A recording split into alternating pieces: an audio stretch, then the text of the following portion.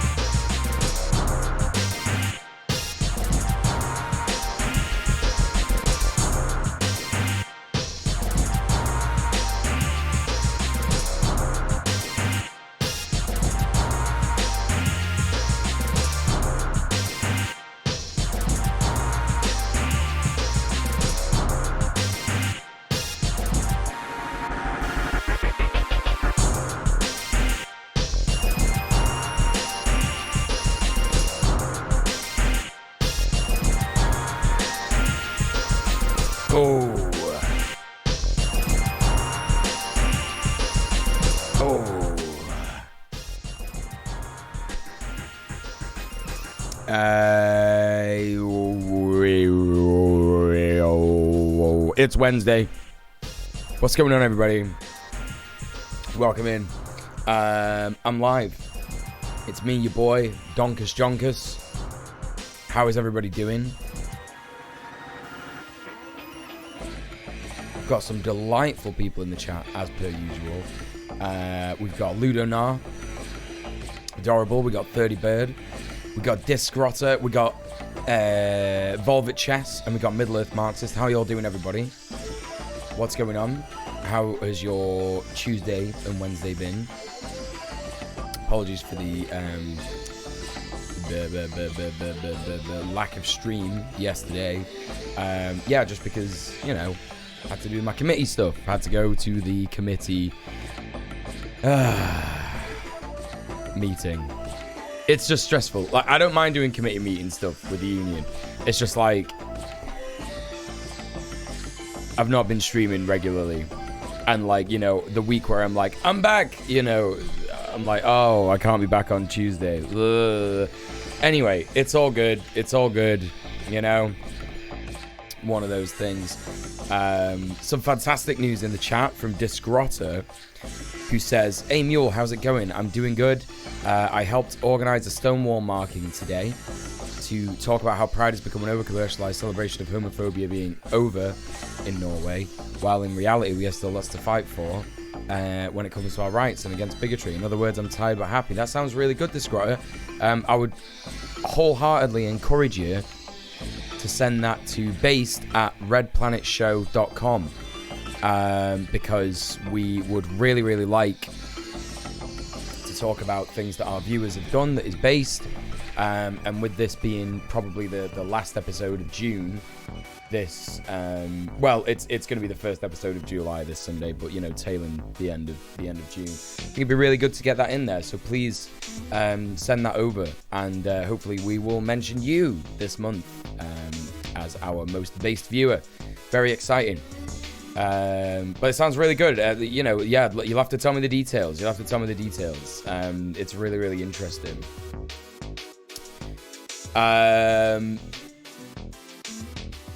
Who else do we got here? Gunman Master, hey, what's going on? Good to see you. Committed to the committee. I'm committed to the committee. I am committed to the committee. It's a summer of action, yo. We've all been out and about. Yes, correct. Was listening to the Red Planet VOD. Hope you got some good sleep. Oh, what?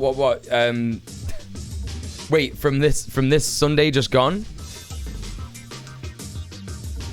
From this Sunday just gone? Could you tell how tired I was? That's really sad. As important as I know them to be for organizing, humans weren't meant to exist in meetings. It's true. It's true. What rights are you talking about? We're talking about queer people's rights, Volvit Chess. Hey, Thoristar. Good to see you. I'm wishing you a good day too. I'm wishing you a good evening. Good day, good evening. Good time zone. How's it going? Yeah, okay, yeah, so yeah. Well, I've had a couple of nights good sleep. A lot better sleep since then, for sure. You know, yeah, it's just been really fucking hard. I got like post-viral fatigue. Nah, man, regular people don't really have rights. Okay, Volvit Chess. First problem with what you're saying there is you're saying that cis-het people are regular people, right? We're regular people as well, by the way. But by the way, don't know if you knew, I suck dick. I fuck ass. I'm one of them. In case you didn't fucking know. Do you know what I mean? You're out here in a queer man's chat talking about regular people don't really have rights. Yeah, alright. Okay, I get what you're trying to say. Regular people, not rich people. Okay, alright, yeah, I see what you're trying to say. There is no point, right? There is no point. You just assumed other meaning. Okay, give me a fucking break, bro. Give me a break. I get lots of people in here who are saying things like regular people. Do you know what I mean? In that way. Yeah? I'm a queer person. I get a lot of queer phobia in it. Do you know what I mean? So, give me a fucking break in how I'm reading you, yeah? You're talking about working class people. Now, there is no way in a million years, right,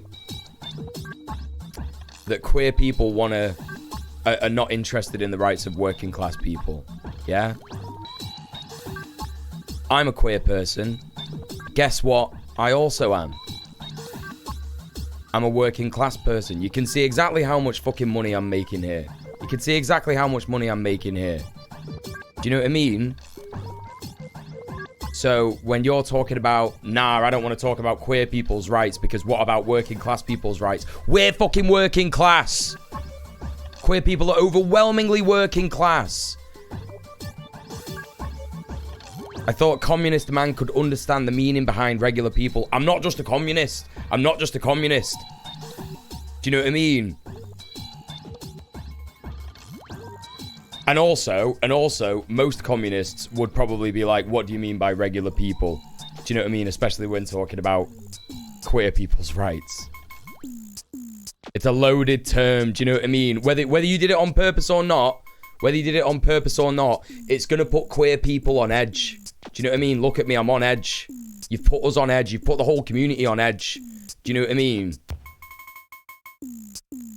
So I completely understand where you're coming from. Do you know what I mean? In that working class people don't have rights. Correct. Absolutely correct. But guess what? Cis-het working class people have far more rights. than queer working class people. And that's a fact. So even in that regard, queer people have got solidarity with working class people because we are working class overwhelmingly, right? It's time that working class people had solidarity with us. Yeah? Anyways, I hope you're on the mend now, and I'm doing okay. Tough times, but keeping on. Also, to the chatter, as someone who can be vague at times, if you throw a vague statement out, it's open to interpretation at best and gets used as bait. You seem cooler than that. Right, yeah, exactly. Yeah, I don't think you're a fucking bad person, Volbit. I think you've just, like, do you know what I mean? You've heard something there. Do you know what I mean? And then you've responded in a way that is going to put queer people on edge. Do you know what I mean? You have to understand, yeah, that, like, when we're talking about our rights and what your response, sometimes even rich people don't have rights because they're not that rich. Okay, no. So, you know, you're talking about communists and communism and shit like that and, like, class consciousness and all that kind of stuff, right? I understand what you're trying to say here, but, like, middle-class people, that's who you're talking about here. Vastly different from ruling class people. Do you know what I mean? Vastly different. Vastly different. Do you know what I mean? You just assume another thing. It's okay. Yeah. No worries, man. Do you know what I mean? It's all good. It's all right. Listen, chat, we don't need to descend upon this guy anymore. He's figured it out. Do you know what I mean? It's a misunderstanding. It's cool. We can move forward. Do you know what I mean? It's all good. It's all good. Hey, Johnny, how you doing? Just finished watching Abby from Philosophy Tube's Identity video, where she publicly came out, and what a wonderful video. Hell yeah, dude. Glad you enjoyed it. Everybody go follow Johnny. He's a great streamer. How you doing, pal? Russian rich people got a lot of rocks in the ass since 2010. But they are really rich, like this dude who owned Chelsea. Wait, what? What are you talking about, dude? Even he got fucked. How? How did he get fucked? What are you talking about? Doesn't have rights. Like, come on, man. Like, do me a favor here, man. I'm trying to, like, fucking... trying to meet you in the middle ground here, and you're talking about the guy that owned Chelsea like I'm supposed to feel sorry for him or something. Do you know what I mean? What you want about, man? What are you fucking on about?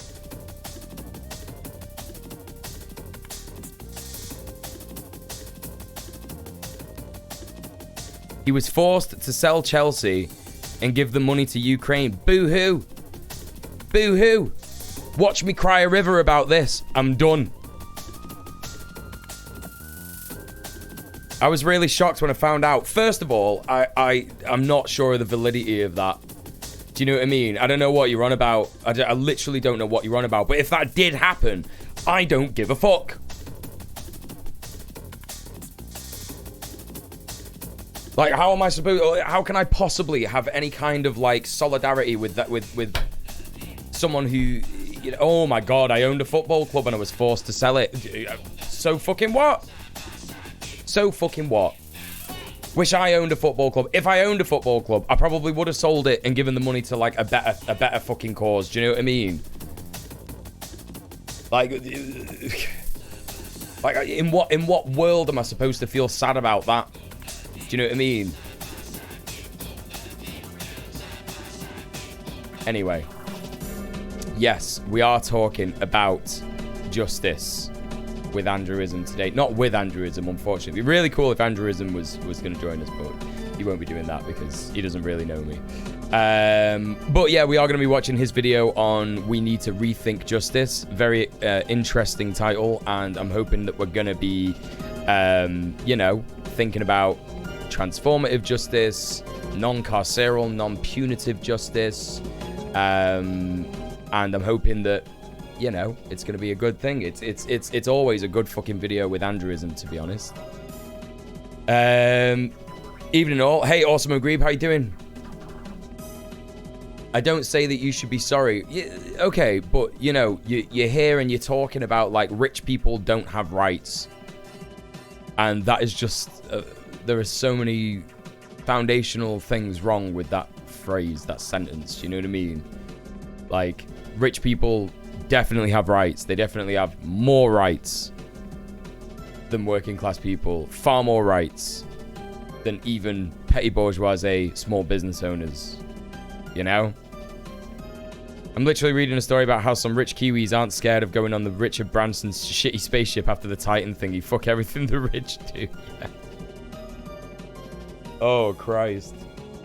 It's, yeah, it's just really funny, isn't it? Like, you know, there are like certain, like, people who are, like, so incredibly, you know, scared of, like, a working class uprising. Like, the guy who... It's the Cartier diamond guy. The Cartier diamond guy is terrified of a working class uprising.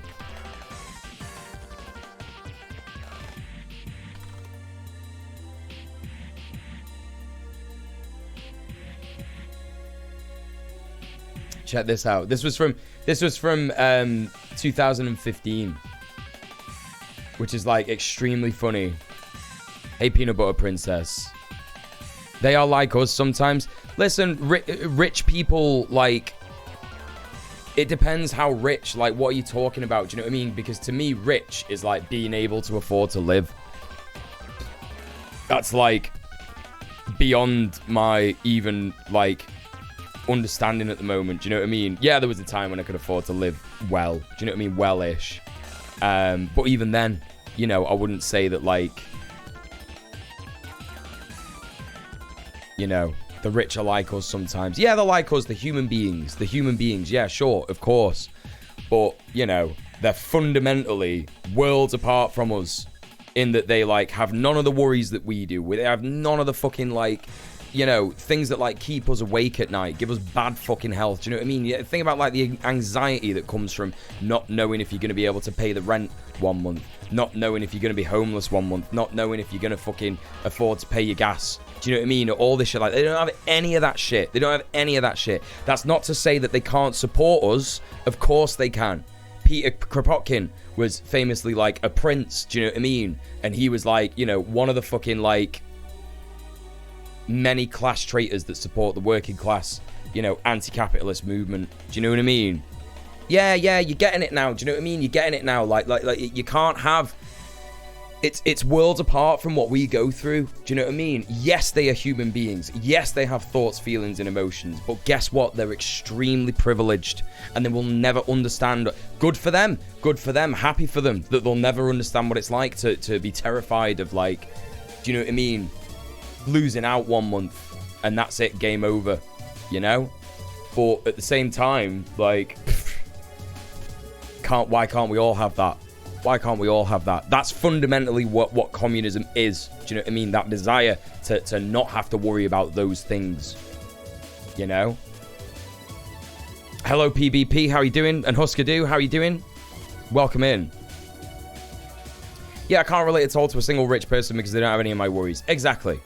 When rich people have these, like, ideas in terms of, like, you know, doing this PR stuff where they, like, you know, talk to the media and they say things like, oh, well, you know, I had to do this and I had to do that and it was really hard and blah, blah, blah, blah, blah. And I'm just a normal person like you guys. It's them desperately trying to communicate to us that they are like a human too. Do you know what I mean? And I have a degree of empathy for that.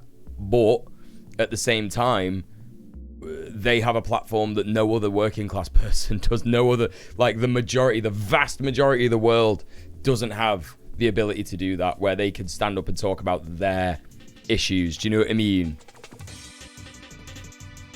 I don't know. I have friends that became rich and they're still the same. When you say they became rich, like, in what way and how many friends?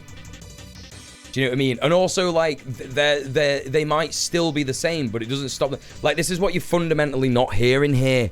Do you know what I mean? Yes, they might still be the same people with the same personalities. That doesn't mean that they have the same fucking struggles as us. Do you know what I mean?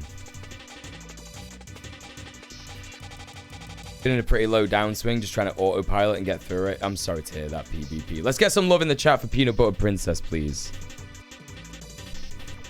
How do you do, fellow paws? These high taxes sure suck, right?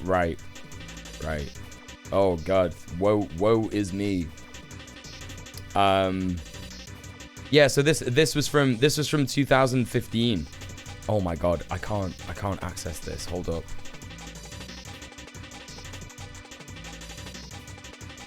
Facts. Yeah, this is it. Do you know what I mean? Like it's one of them, like, yeah, good for your friends, I'm happy for them. But, you know, where's ours? Where's our no worries anymore? You know what I mean? You know what I'm saying, innit? You know what I'm saying now.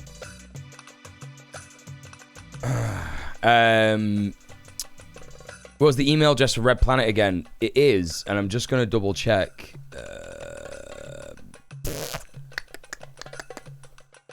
Hold up, how do I fucking find this now?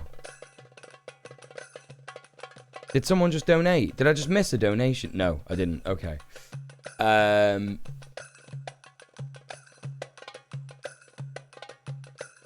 pretty sure it's based at redplanetshow.com. But let me just double check.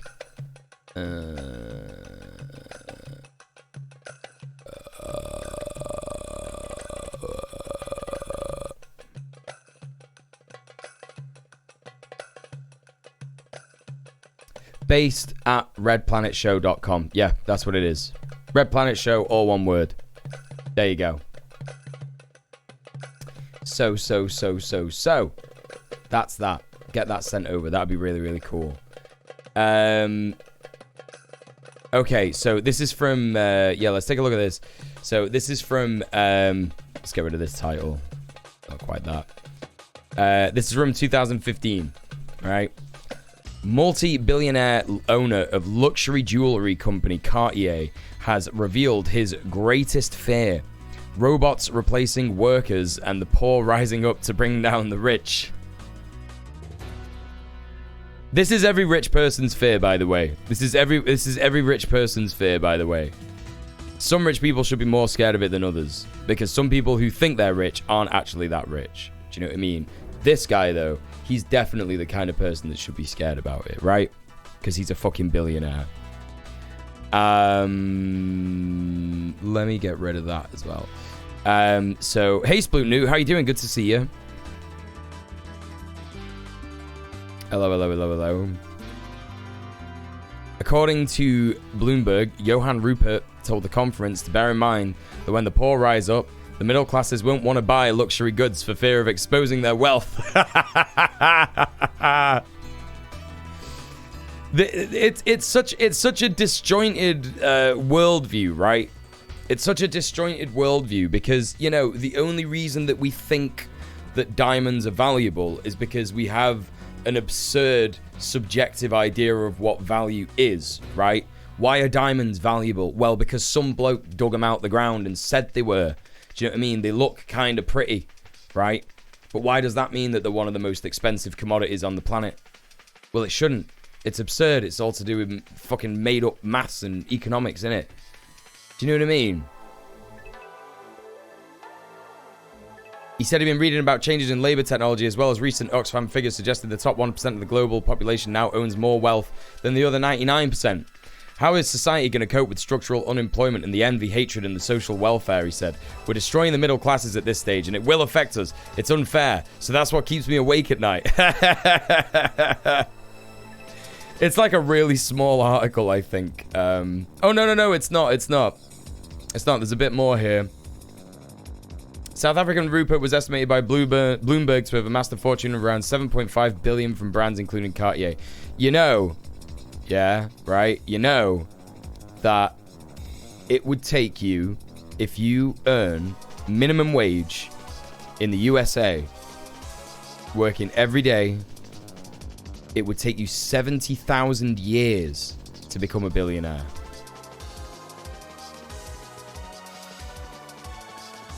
$70,000 years. Even if you were earning...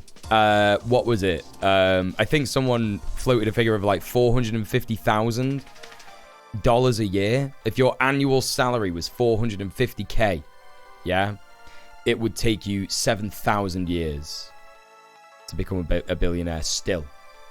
So, you know, when leftists talk about, you know, ending billionaires and like taxing the rich and shit like that. We're not talking about people who earn £450,000 a year. Do you know what I mean? It's like, yeah, well, you're a millionaire, and that's like, should definitely be taxed, right? Should definitely, because you're only going to be fucking like, you know, if we're talking tax the rich, by the way, if we're not talking like complete ending of the monetary system and communism entirely, right? Do you know what I mean?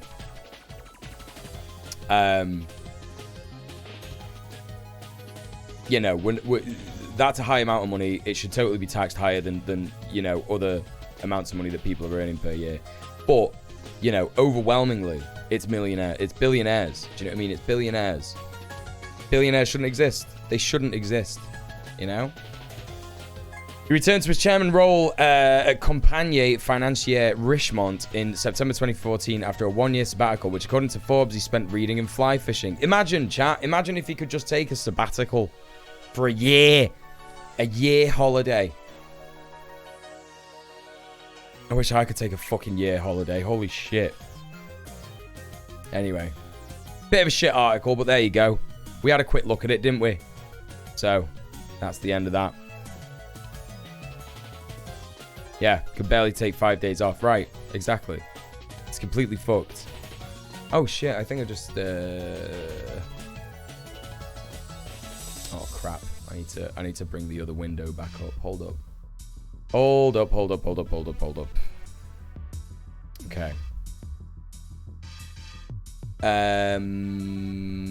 What else was I gonna say? I think that's all I've got to say for the start of the stream. I'm pretty sure that's absolutely everything.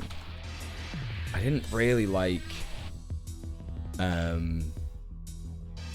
I've not really done much over the last 2 days. It's just like committee stuff with the tenants union, and yeah, that's it really. That's it. I guess you can make lasers with diamonds or something. Yeah, but like what do we use lasers for? Fixing eyes? That's pretty good. That's pretty good. But you don't need like loads of those, do you? Do you know what I mean? That would make diamonds valuable if that's what they do. Do they do that? Is that something that actually happens? Do diamonds, can you make lasers with diamonds?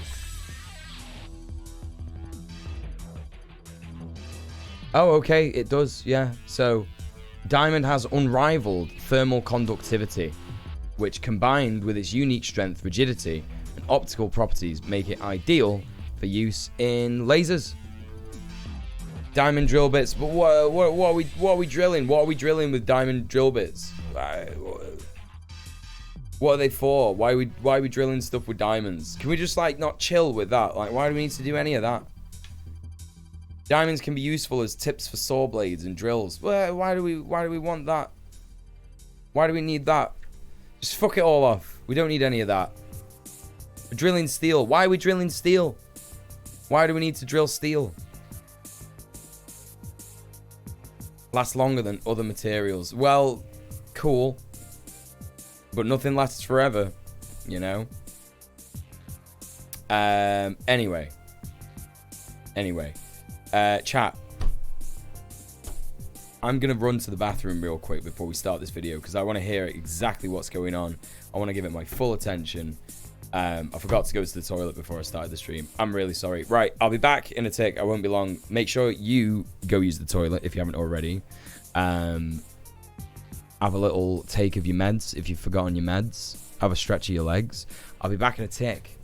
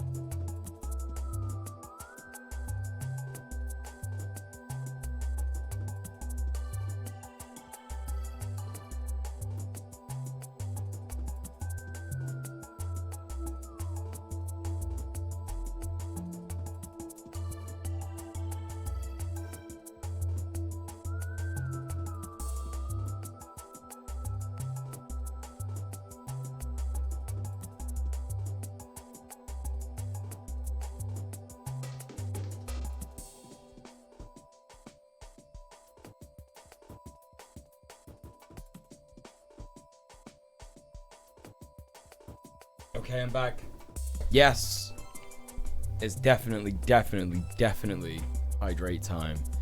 Been a while, but used to use them on lathes when I was doing my course. What course was that? DT. Thanks. I'm feeling welcomed back. Carbide drill tips. Oh, engineering. Oh, sorry. I didn't read your previous messages. Sorry.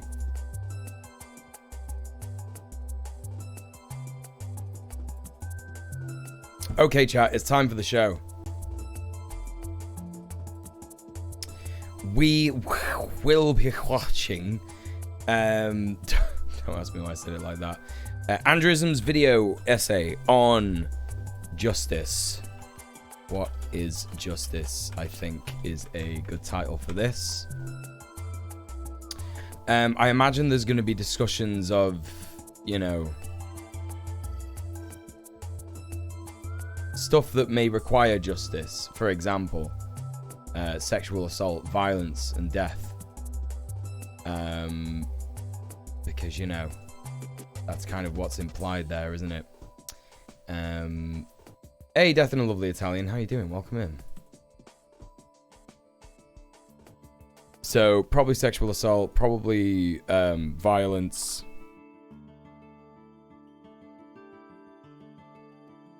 And death. Okay. That's what we could probably expect discussions of in this video. As you know, Andrewism is a based leftist comrade. Please go and support our base leftist comrades. Go and show him some love. Give him a like, a comment, and a subscribe on his video, so that we can indeed help everybody succeed. Yeah, tell your friends, you know. Yeah, we love Andrew over here. He's great. He's really good. Watched loads of his videos. Agree wholeheartedly with a lot of them. And yeah, that's the end of that. Let's see what he's got to say on justice. We're also going to go into the politics section, gang. So please put your hazmats on. Bad takes. Bad takes are coming in. They're gonna be coming in strong. What do you think a just world looks like? For me, it's a world where each and every individual is treated with respect, dignity, and fairness, regardless of their race, gender, ability, sexuality, ethnicity, or other aspects of their identity. A just world, to me, is a world free of discrimination, exploitation, and domination in all its forms. A world with equal access to the necessities of a good life, and a world where the harm people may perpetuate will be addressed with consideration for the needs of victim, perpetrator, and community alike. Perhaps this just world is unattainable. Perhaps the subjectivity of justice bars the possibility of a justice system that makes everyone happy. We may never agree on what justice would look like in every situation, but that doesn't mean we can't strive for better every day, right? The widespread injustice present in our world today, where people suffer and struggle for their whole lives due to lack in an age of abundance, need not be so. In the vast majority of cases, our current justice systems keep the powerful unaccountable and the powerless perpetually punished. So today, we put justice on trial in order to explore how we define crime, how our responses to crime fall short, and what alternatives may exist for a more just world. Buzz in. Buzz in.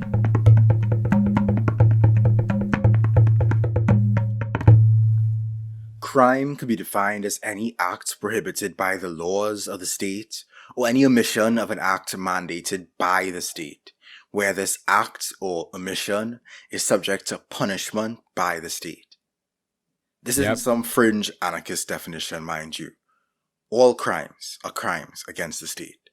Whether you steal a loaf of bread, light a spliff, pirate a video game, box a bad John, or break into an abandoned building, the state is going to take that personally. The practice of policing results primarily in violence, incarceration, and death. Whether property crimes, drug crimes, cyber crimes, or violent crimes, the state assumes responsibility for dealing with the offense from arrest to trial to sentencing, regardless of the actual impact of the act or omission or the will of those involved. The criminal justice system perpetuates trauma for both victims and perpetrators and maintains the marginalization of the lower classes and of ethnic minorities. Those incarcerated are pressured to conform to the prevailing ethical standards of their surroundings, while the communities they leave behind can suffer gravely from their absence. Rather than function as a means of rehabilitating and reintegrating those who have caused harm, prisons tend to amplify antisocial behavior in those who are incarcerated and pressure them down a path of recidivism. By creating a separate criminal class, the state isolates certain people from the rest of society, allowing them to sow fear and division among the masses, and helping to distract the public from the underlying causes and conditions of social ills. That's why you get your criminal record One of the sheet. primary purposes of the state is to protect private property, which enables capitalism to flourish, but also leads to social fragmentation, relative deprivation, and poverty. Almost like every single law in most imperial core countries, especially the US, has been created to stop workers from organizing, to stop marginalized people from organizing. You know what I mean? As the working class lacks access to the means of subsistence or production. How does the saying go? Steal a loaf of... Like, you have to ask yourself, right? If someone who's just been to the grocery store has got like a bag of bread, someone runs by and jacks that bag of bread, call the police, they turn up too late, no idea what the person who did it looks like, they can't do anything, so they're just like, okay, whatever. You know, they don't seriously pursue it. They never seriously pursue these things, right? They never do that. And as a result, you know, nothing gets done. Like, crime goes unpunished in that regard, right? Then, if you think about it more broadly, people, quote unquote, stealing food in order to, like, you know, feed a bunch of people on strike, yeah, that's going to be a bit more sort of like serious, you know, like this like vast collection of food, you know, however you get it, you know what I mean? It's illegal to get bread from, like, you know, when it's thrown out and going off, you know, in the dumpster of the shops, the back of the shops at the end of the day. You're not allowed to do that. It's illegal to do that in many states in the US.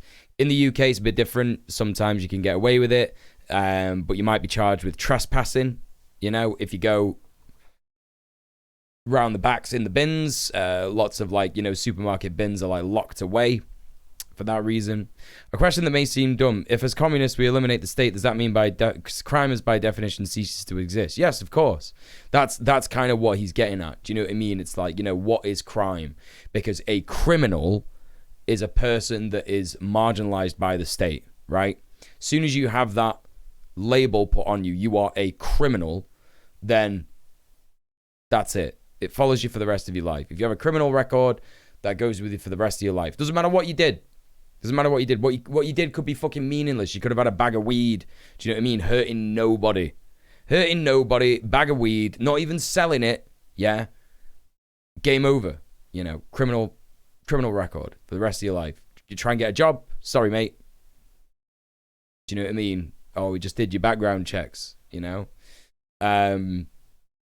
That's the way that you have to think of crime. That's what he's saying. You know what I mean? You have to think of, like, you know, crime is what it is because the state says it is, right? And it's just things that the state doesn't want to happen to the state and to property, right? Rather than to people. Like, yeah, there are crimes against murder, and yeah, there are crimes against, like, you know, sexual assault and stuff. Laws against murder, laws against sexual assault and stuff like that, right? But these are, like, things that have only come through activism. Do you know what I mean? Like, you know, making it fucking illegal to, like, sexually assault someone, right? Do you think that was really illegal, like, back in the day before women's rights?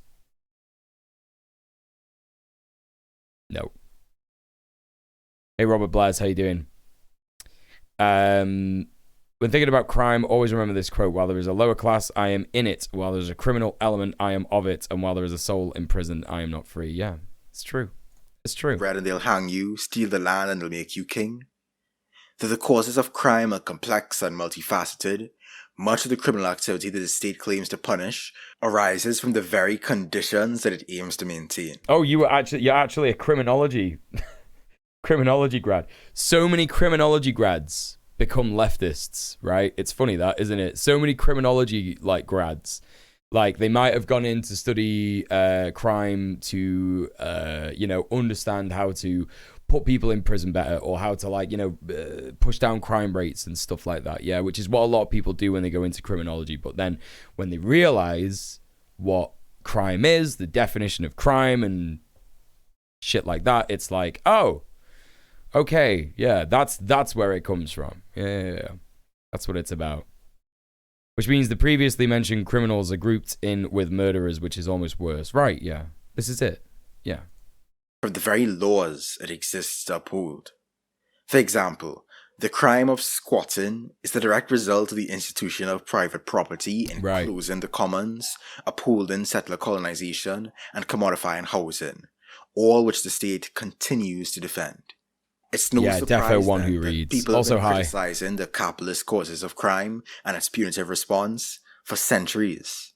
In the debates between French philosopher Baron Louis Armand Lahontan and Wendat chief Condé in the 17th century, Condé dissects the failings of the French legal system and details his observations that the whole apparatus of trying to force people to behave well would be unnecessary if France did not also maintain a contrary apparatus that encourages people to behave badly. It was not illegal before, but punishment for rape was there, which was death. It used to be performed by religious authorities. Cite your sources.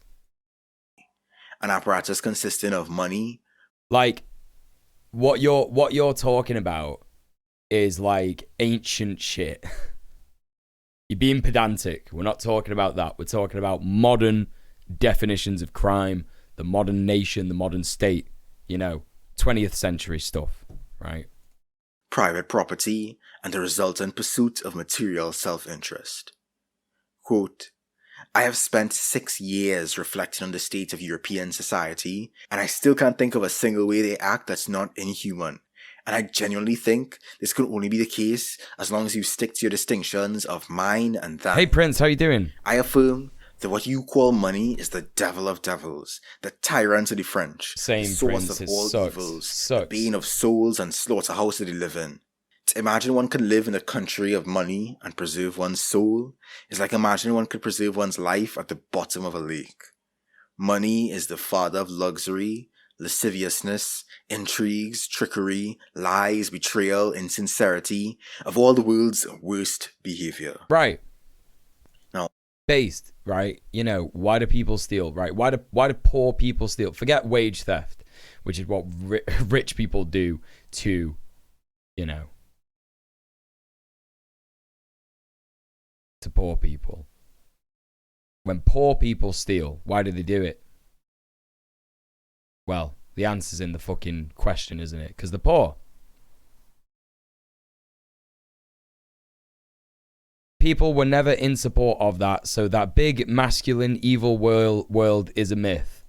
That's interesting that you say that word, isn't it, Robert? What do you mean, that big, evil, masculine world? What do you mean by that? I was shocked at the blank and confused looks from classmates when I talk in class about profit motives of private prisons during criminal statutes, regardless of and all too often contradicting legitimate public safety interests. Yeah, because, people fall for that neoliberal brainwashing so easy. It's so easy to just be like, oh, yeah, that's what's going on. That's bad. Do you know what I mean? It's like, so, they hear shit like this and they're like, oh my God, what? What? That can't be true. That can't be true. It's not right, even though I'm in university learning about it from a fucking professor. You know what I mean? I wouldn't deny that self-interest plays a major role in our day-to-day decision-making, and it will likely still have a place in a post-capitalist world. But it is not the... That's something that leftists people have made up and which gets spread all over. Right, you've not answered my question, have you? So I'm going to give you one more chance to actually answer my question. What do you mean by the big evil masculine world? What do you mean by that? What's made up? What are you talking about? I have no idea what you're on about. No, you didn't. You didn't answer that. You didn't. What are you talking about? The big masculine evil world. What is that? Saying that's something leftist people have made up is not an answer. So answer the question. What is the big masculine evil world that the leftists have made up? What is that? What are you talking about? Men dominating women. Okay, thanks. Right? So you don't think that men dominate women? You don't think that, like, overall, generally speaking, all over the world, especially in the imperial core, you don't think that men have a higher success rate in many ways than women? You don't think that men actively dominate women in many social settings in order to demean them, belittle them, you know, stuff like that? And you don't think that men dominate the cultural space and have far more, literally, like I said before, have far more success than women? You don't think that that's true? You don't think that men have historically dominated women as well? Do you not think? Do you know what I mean? Do you not think? Only factor at play. And furthermore, its worst manifestations do not need to be so structurally incentivized. It's clear to me. No, men have earned their success, but only weak men hate it. I'll tell you about a weak man that I know. It's your dad, right? And he is weak. He's weak for my cock. He can't stand a day without it. Do you know what I mean? He's simply texting me now to desperately demand that I come inside of him. Your dad's arse is full of my jizz. It's full of it. It's completely full of it. And now you can't talk in the Twitch chat. Oh no, what's happened? Oh no. Oh no. That are truly just justice. Do your homework. I'm your new stepdad. Hey, B-Rat. Cannot be compatible with the conditions present under capitalism and the state. When the people we need the most protection from are the ones at the helm of this system of violence and deprivation, we cannot rely on them to address or prevent the crimes they themselves define and perpetuate. As long as the root causes of these issues persist under this system, it will be impossible for us to achieve some. And if anyone's wondering why I didn't continue that debate with that chatter, it's because there's no good faith going on there at all, is there? And we're not talking about whether the patriarchy exists. Here's the thing, you know, engaging in someone's ideas that the patriarchy isn't perhaps real, not only is completely incorrect due to the decades and decades feminist understanding, analysis, scientific fact, actual data that supports the fact that the patriarchy does exist and men do dominate women. They have dominated women historically. They continue to dominate women. And actually arguments like that man was making further their ability to dominate women. Not only is that the case, but also by engaging in that debate, I'm lending legitimacy to that idea, aren't I? I'm lending legitimacy to the idea that the patriarchy might not be real, right? So when people come at you with these things where they say the patriarchy isn't real and men dominate women, it's completely pointless to have a debate with them because they've already made their mind up. Yeah? And the best thing to do is tell them the truth, which is that you are having sex bareback, raw sex with their dad, kissing him. I kiss his dad passionately on the mouth every evening. And then you remove them from your life. And that's how you do that. Queen Pip's in the chat. Everybody go follow Queen Pip. How you doing, gorgeous? What's going on? Momero, how you doing? Welcome in. Big Bug Nuts, how are you doing? He was going to keep sea lining, but what a killer zinger. Maybe not sea lining. I'm tired and forgot terms. Don't worry about it. Doing God's work. I am. The best thing to do is to tell them it's their bedtime after coming in the dad's ass. It's true. That's how you know it's bedtime, because the sex is about to happen. You know, kids need to be in bed before that. Go sleep so they don't, you know. I think Dad is a very strong man for being able to take Muel. You know, many people are saying this. Many people are saying this. That's something so many people don't realize. If you agree to debate these ideas, they're given legitimacy. Right. There you go. I'm well, hope you are. Missed the chatter. You didn't miss much. Let's continue with the video. Form of genuine justice. To achieve genuine justice, we must first challenge our understanding of what constitutes crime and reevaluate our responses to it. There will never be a single, all-encompassing solution to this complex issue. Nevertheless, we can observe the shortcomings of our current approach and acknowledge that policing and incarceration have failed to address these problems effectively. I love this art. It's so good. The cycle of violence that plagues our communities will not be resolved through more state-sanctioned violence. First and foremost, we need to be using more precise language. So let's start by defining the difference between transgression, violence, domination, and abuse of power. Oh, hell yeah, I'm here for this discussion. A breach of social norms. Fuck yeah. What is considered acceptable or unacceptable behavior varies based on cultural and social context. Yes. And is thus subject to change. In some places, you can't even hug in public, while in others, kissing is normal.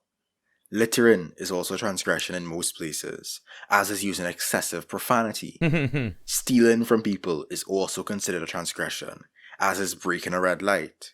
Many transgressions are criminalized or penalized in some capacity, but that doesn't mean that they would no longer be transgressions if they weren't criminalized or penalized, nor does it mean that criminalization or penalization is always the most effective way of responding to those transgressions. Right.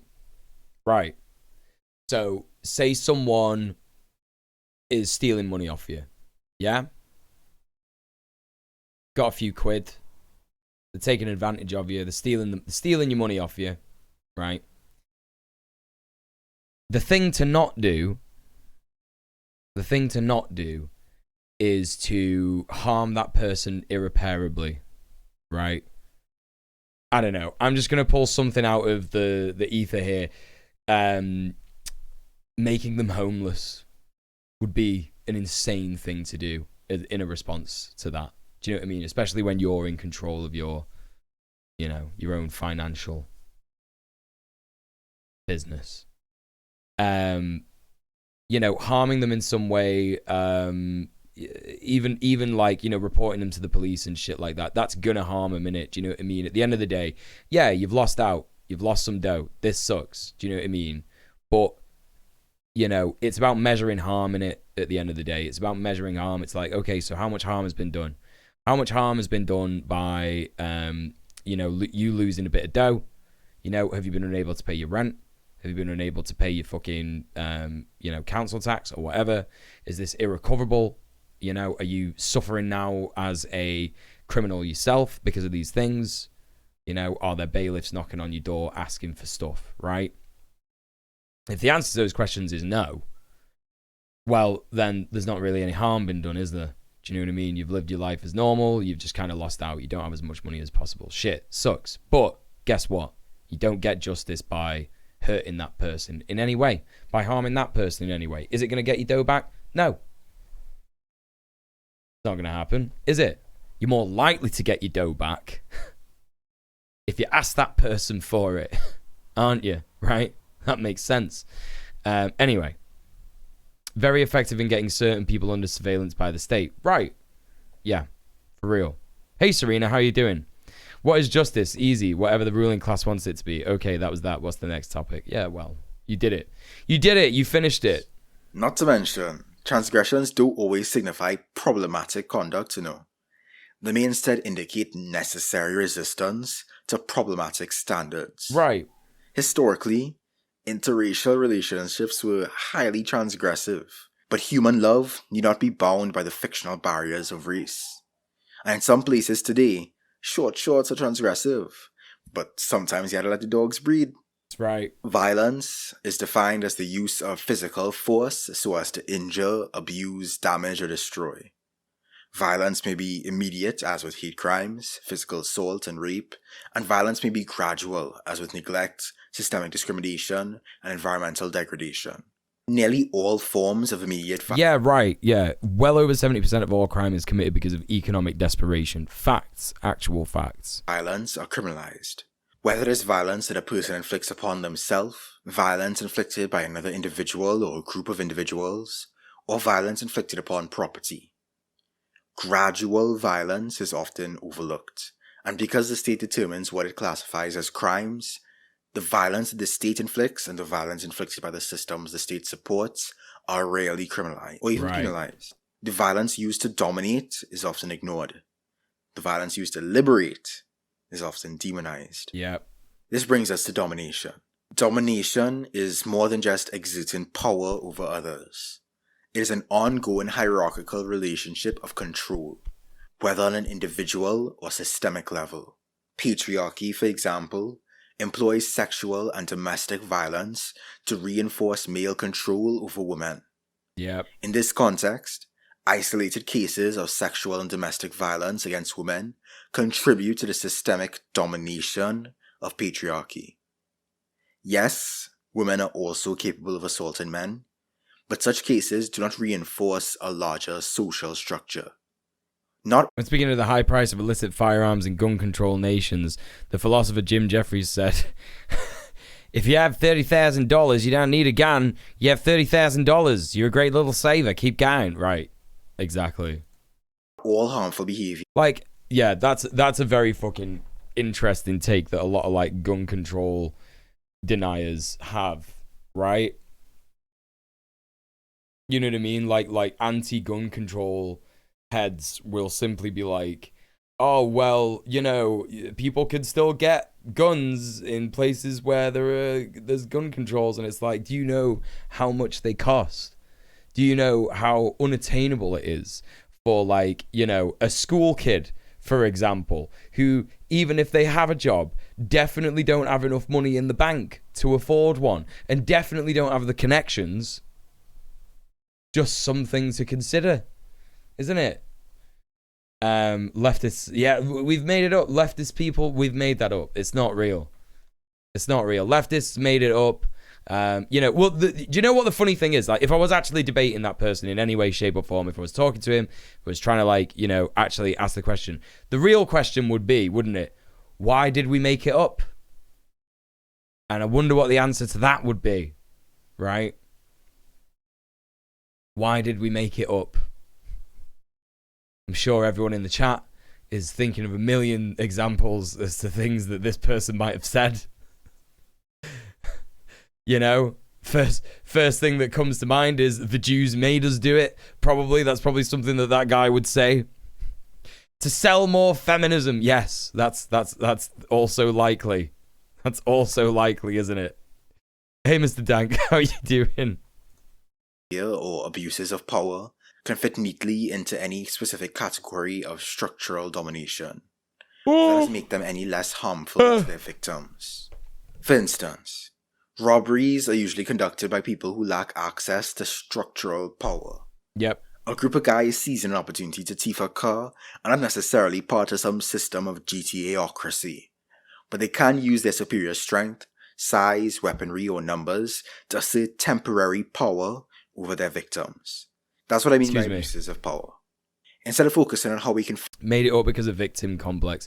Yeah, it will have been something like that. Like, at the end of the day, it's funny, and this is why there's no point in engaging with people like that, because, you know, to claim that, like, working class people, you know, marginalized people, women, you know, are, you know, they have a victim complex. Well, you're fundamentally doing the propaganda of the ruling class, aren't you? Do you know what I mean? You're sucking rich people's dicks, even though they would, like, put you in the fucking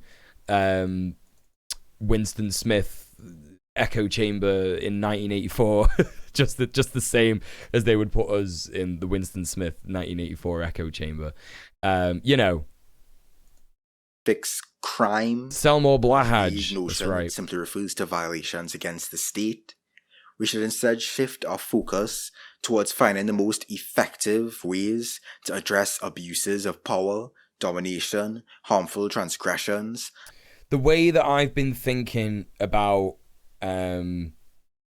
stuff like this, like justice, since I've been reading Sarah Schulman's book, Conflict is Not Abuse, and thinking more and more about transformative justice and like what that means, right? I think if we want to take things very, very simply, we have to have measurable harm, right? So, for example, if we're going to talk about the patriarchy, right, let's talk about the measurable harm that men being in positions of power overwhelmingly have done to women over the years. There is measurable harm there, isn't there? We can look at data, we can look at, anecdotal evidence, we can look at solid, hard evidence, we can look at all sorts of data to support the fact that there is measurable harm done, right, to women under men being such domineering archetypes, right? So we can measure that harm. Now, that's not to say that there isn't measurable harm done to men either, right? And I'm saying this with a very, certainty that most people here might be going, what the fuck are you talking about? The way that men are forced to basically deny our trauma, deny our feelings, have everything deep inside of us, never let it out, pretend to be something in order to impress people. Do you know what I mean? Pretend to be like strong, hard, have all these body issues, etc., etc., etc. There's measurable harm, right? There's measurable harm. Hurts everybody, the patriarchy. And that's what you have to look at in terms of transgressions as well, right? So if we're thinking about a whole system of dominant control, it's like, look at the measurable harm done. Well, the patriarchy hurts everybody. Hurts women the most, for sure. It hurts women the most. It too harms men, right? Like if we're looking at it like the measurable harm against women is this, the measurable harm against men is this, right? So, I don't know, maybe a bit more for men. It's not really about who's, you know what I mean? It's not really a competition of who's been hurt more kind of thing. It's more like this is something where we can actively see that this is like a harmful relationship that men have with women and men have with themselves, right? And women are the innocent party, right?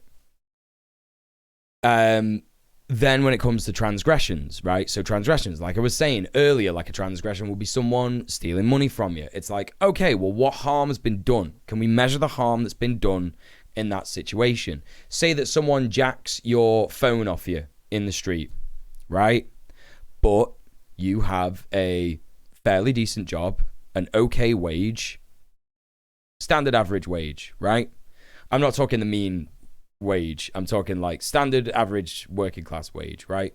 You might be able to afford to get a whole thing, get a whole new phone. Might be able to afford to get a whole new phone, get on your contract. Your contract might even cover theft, might have like an insurance thing on top of it. You might actually have insurance. So that's that, right? Yeah, jack your phone off you. Yeah. Listen, just because you don't understand slang doesn't mean that it's sexual in nature, you know?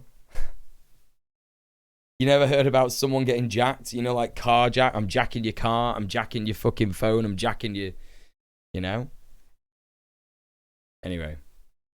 I read our troll's premise as there are individual men who don't hold institutional power. Ergo, no institutions promote men and certainly not actively subjugating women to make room for men. Right, yeah, that's what they were saying, yeah.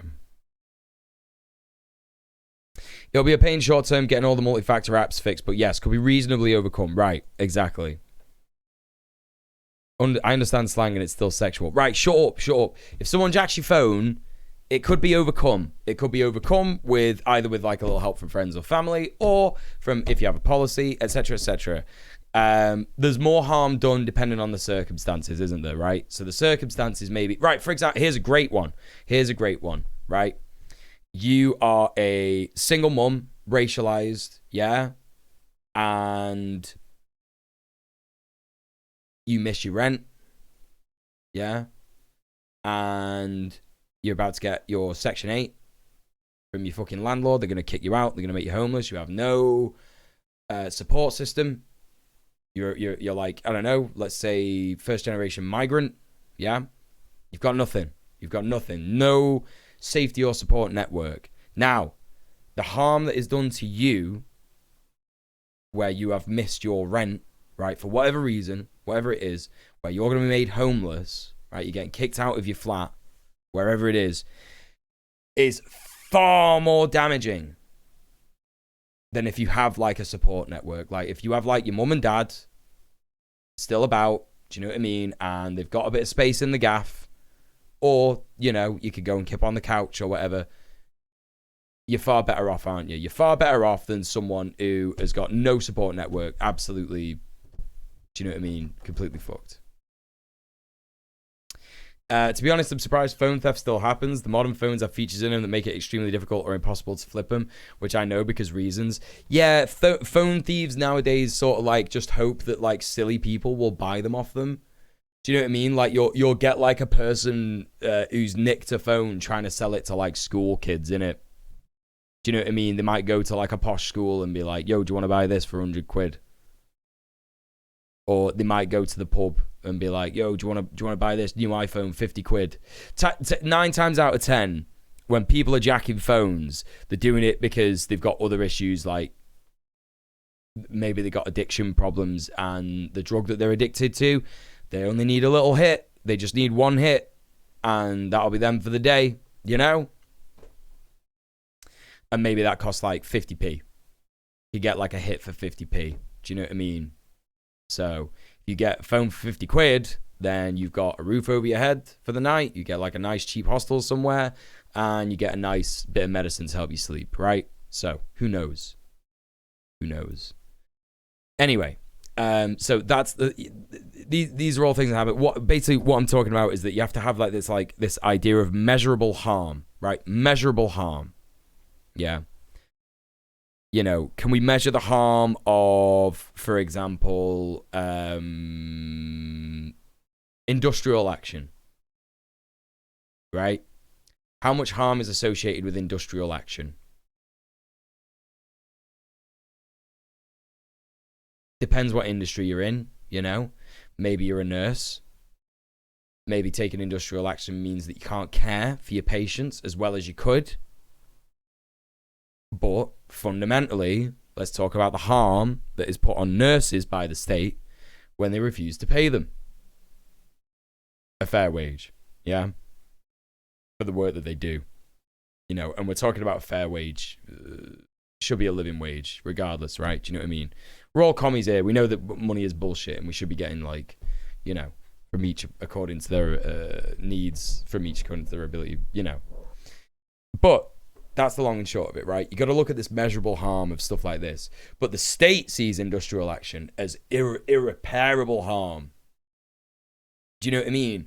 That's why the state is desperately all the time trying to come up with these reasons that industrial action is bad for everybody, right? Oh my God, people are trying to get to work. People are trying to get to work. I can't believe it. You're hurting these people. All they want to do is go to work. It's like, yeah, but they can go to work, can't they? Because we're only on strike for one day. And, you know, if they're getting the train to work, they could get the bus instead, couldn't they? The buses aren't on strike when the trains are on strike, and the trains aren't on strike when the buses are on strike, for that kind of fucking reason. And if people don't like getting the bus, well, that's all the more reason to pay the fucking train drivers better, isn't it? Because the train is better. So, you know. Anyway. Yeah, it's about measurable harm. And I think humans innately know that we need to look for measurable harm when it comes to these kinds of things, like transgressions, violence, etc., right? Because violence against a building, per se, property, a pipeline, if you will, yeah, is fundamentally worlds apart from violence against a person, yeah? And by person, I include animals in that. Because I actually learned today that the definition of person has to include animals by logic. Very interesting. Anyway, let's continue the video. And the ways in which such acts and relationships restrict all of our autonomy and well-being. So, how do we do that? We should start with prevention, which, as they say, is better than the cure. That's right. Poverty, relative deprivation, adverse childhood experiences, familial dysfunction, lack of education, opportunity, or support, substance abuse, and even biological imbalances all contribute to the abuses of power and harmful transgressions typically classified as crimes. I believe that by undertaking the process of social revolution, which would involve restoring the commons, developing cooperative models of child rearing, breaking down prejudices and stigmas, targeting the manifestations of patriarchy and white supremacy, establishing new systems of democratic participation, and empowering people through control over their own labor and education, we can significantly reduce or even eradicate many of the so-called crimes of our time. However, it is naive to assume that no one will ever cause harm to others just because we've begun developing a more socially and economically just world. Despite our aspirations, people are still capable of succumbing to their worst impulses. Yep. Some individuals may still be compelled to exert their power over others through violence or the threat of violence. So there's still room for individual responsibility, even while acknowledging the significant influence of socialization into systems of domination and exploitation. We need to develop a flexible justice Hey, system. Tab A Slot A, how you With a doing? range of responsive and proactive tools in order to counteract instances of abuse of power and resolve conflicts between people. Such a system would no doubt entail avenues of mediation and arbitration. Mediation is a conflict resolution approach that is willingly adopted by both parties, whether individuals or groups. They choose to present their dispute to a mediator who does not have a personal stake in the outcome, not to make a decision for them, but to aid them in reaching their own decision. This approach is particularly useful in cases where there is no clear-cut distinction between the Sayeko Akumachi, thank you so much for the sub. perpetrator and the victim. The mediation process can involve a support person for each side of the dispute, in addition to a skilled mediator who's proficient in de-escalation and promoting dialogue and understanding between the parties. The mediator's aim is not to assign blame, but to reconcile and facilitate solutions. Right, this is like a huge thing, right? This is like a huge thing. Like blame and who is at fault, right?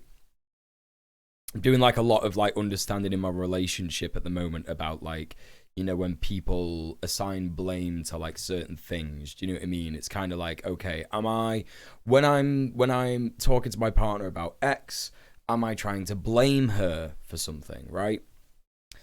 And it's something that we definitely do as men, right? A lot more than women would do, because men have been socialized to never be wrong, yeah? So when we engage with our partners, if they're women, and sort of, you know, try to, I don't know, bring up a issue in the relationship, bring up a transgression that we believe has happened to us or whatever, it will be like the blame game. And you'll find this like quite a lot, you know what I mean, in a lot of like relationship based stuff, because it's like, well, nobody wants to be held responsible for something because you love each other, right? This is the thing with relationships. If it's a healthy relationship, you recognize that you both love each other. Even if it's an unhealthy relationship, there will be at some degree within you a remembrance of what your partner meant to you at one point in your life, right? So even if the relationship is dying, you know that like, oh my God, you know, this person doesn't deserve this. Do you know what I mean? Like the relationship's going bad, but like I remember what a wonderful person I thought they were, right? But like the sort of like when you get like the transgression and then you're there and you're going like, right, okay, well, I did this, and then the person might come back and say, well, yes, it's because you did that. Do you know what I mean? And then the other person might go, oh, well, I didn't think about that. Or they might go, no, I did that because you did that, and it's always this like back and forth and back and forth. Like what you're hearing now is like the stereotypical relationship argument. It's like what you hear in movies, isn't it? You know, when like a movie couple have an argument, it's something along the lines of that, isn't it? Because that's generally speaking what happens, right? So like, but like, you know, assigning blame is not a healthy thing to do, because here's the reality of the fact: if someone is behaving in a transgressional way, if someone is behaving in a harmful way, they will probably be exhibiting those harmful behaviors because they were harmed, right? That's 90% of the reason why people exhibit harmful behaviors. Harmful behaviors are learned. You know what I mean? We don't come out with the womb swinging. It doesn't work like that. That's just about every relationship argument I ever had. Right. Yeah. And when we... Sorry, I kind of lost my train of thought there, but yeah, assigning blame on someone is not healthy. It's not progressive, because, you know, at the end of the day, someone has done something through a learned behavior, through a learned pattern of behaviors that they are then putting on someone either near to them or not near to them, like, you know, just in proximity or whatever. And they're doing that because that's what they have been taught is the right way to deal with things, right? So if someone thinks that the right way to deal with things is to, when someone asks you to do the dishes too many times, smash them up, right? Well, they've learned that from something that they've seen before, whether that's on TV, whether that's a relationship that they had previously, whether that is something that happened to them in childhood, whether that's from their parents. Most of the time it's from the parents. Disclaimer. So why are we assigning blame? Well, people assign blame because someone has to be punished. Someone has to be accountable, right, for this transgression, whatever it is. But is that any different from punitive justice? It's not transformative. Do you know what I mean? It's not. We don't get anywhere by that, right? People will refuse to be better when forced to be the party that accepts blame. Someone has to consent to having done something wrong. And all you can really do, this is the tragedy of it all, folks. This is the tragedy of it all. The reality of how we see justice as leftists, specifically leftists, is that we cannot force someone to admit that they are wrong.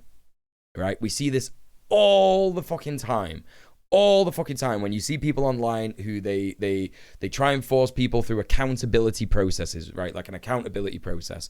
And that person completely fucking ignores it and they don't do any of it. And people are kind of left thinking, well, why, you know, we know that you did this thing. Why aren't you being accountable, right? And it's like, that person doesn't want to be accountable because they don't. Like, do you know what I mean? They don't believe that they did anything wrong. They might believe that they did something wrong, but they don't believe they need to follow the accountability process, whatever that is, right? Because they believe that that is like an admission of blame, where it might go deeper than that, right? It might go way deeper than that. People have to consent to being told. Sorry, people have to consent to admitting that they're wrong and that they've done wrong. And the only way that you could do that is by leading them to think that themselves. You can't force that on them. You can't be like, you're wrong, you fucked up here, it's over, right? Because 9 times out of 10 people will go, no, I'm not. No, I'm not. No, fuck, it's not that. It's my, you know what I mean? And whatever it is, like, they may know where it came from. They may know where it came from. They may, no, it's because my mum did this to me when I was a kid, right? But just because your mum did something to you when you were a kid doesn't mean that you can't sit there and go, yeah, the behaviors that I learned years and years and years ago are harmful and I'm doing harm to people with them, right? So this is it. This is the place that we're at, right? This is the place that we're at. And this is why it's important to talk about blame. And, you know, if we're talking about, you know, mediators in general, these people are important because it's about dialogue. It's about understanding. It's about making someone aware of the harm that they've caused without pointing fingers and without making people feel ashamed for it. Because where does that get anybody, right? When you shame people for something, what you get, if the shaming works, you may have to, you know what I mean, deal with someone then who is completely fucking insufferable in their guilt, right? For example, like you might have like a white guy that's been like, he's had racism explained to him for the first time in his life, and he's going, I can't believe my ancestors did that to everybody. Oh my God, I can't believe I've been like this my whole life. Shit, this fucking sucks. Oh my God. And they're insufferable with it. Do you know what I mean? To the point where like racialized people are just like, shut up, bro. No one cares. Do you know what I mean? Shaming gets people to those kinds of situations. Do you know what I mean? If you're going to shame someone into something, they will be like a useless comrade. There's no space for them to grow. There's no space for them to learn. However, mediation has its flaws. When emotions run too high, it can be difficult to find any common ground.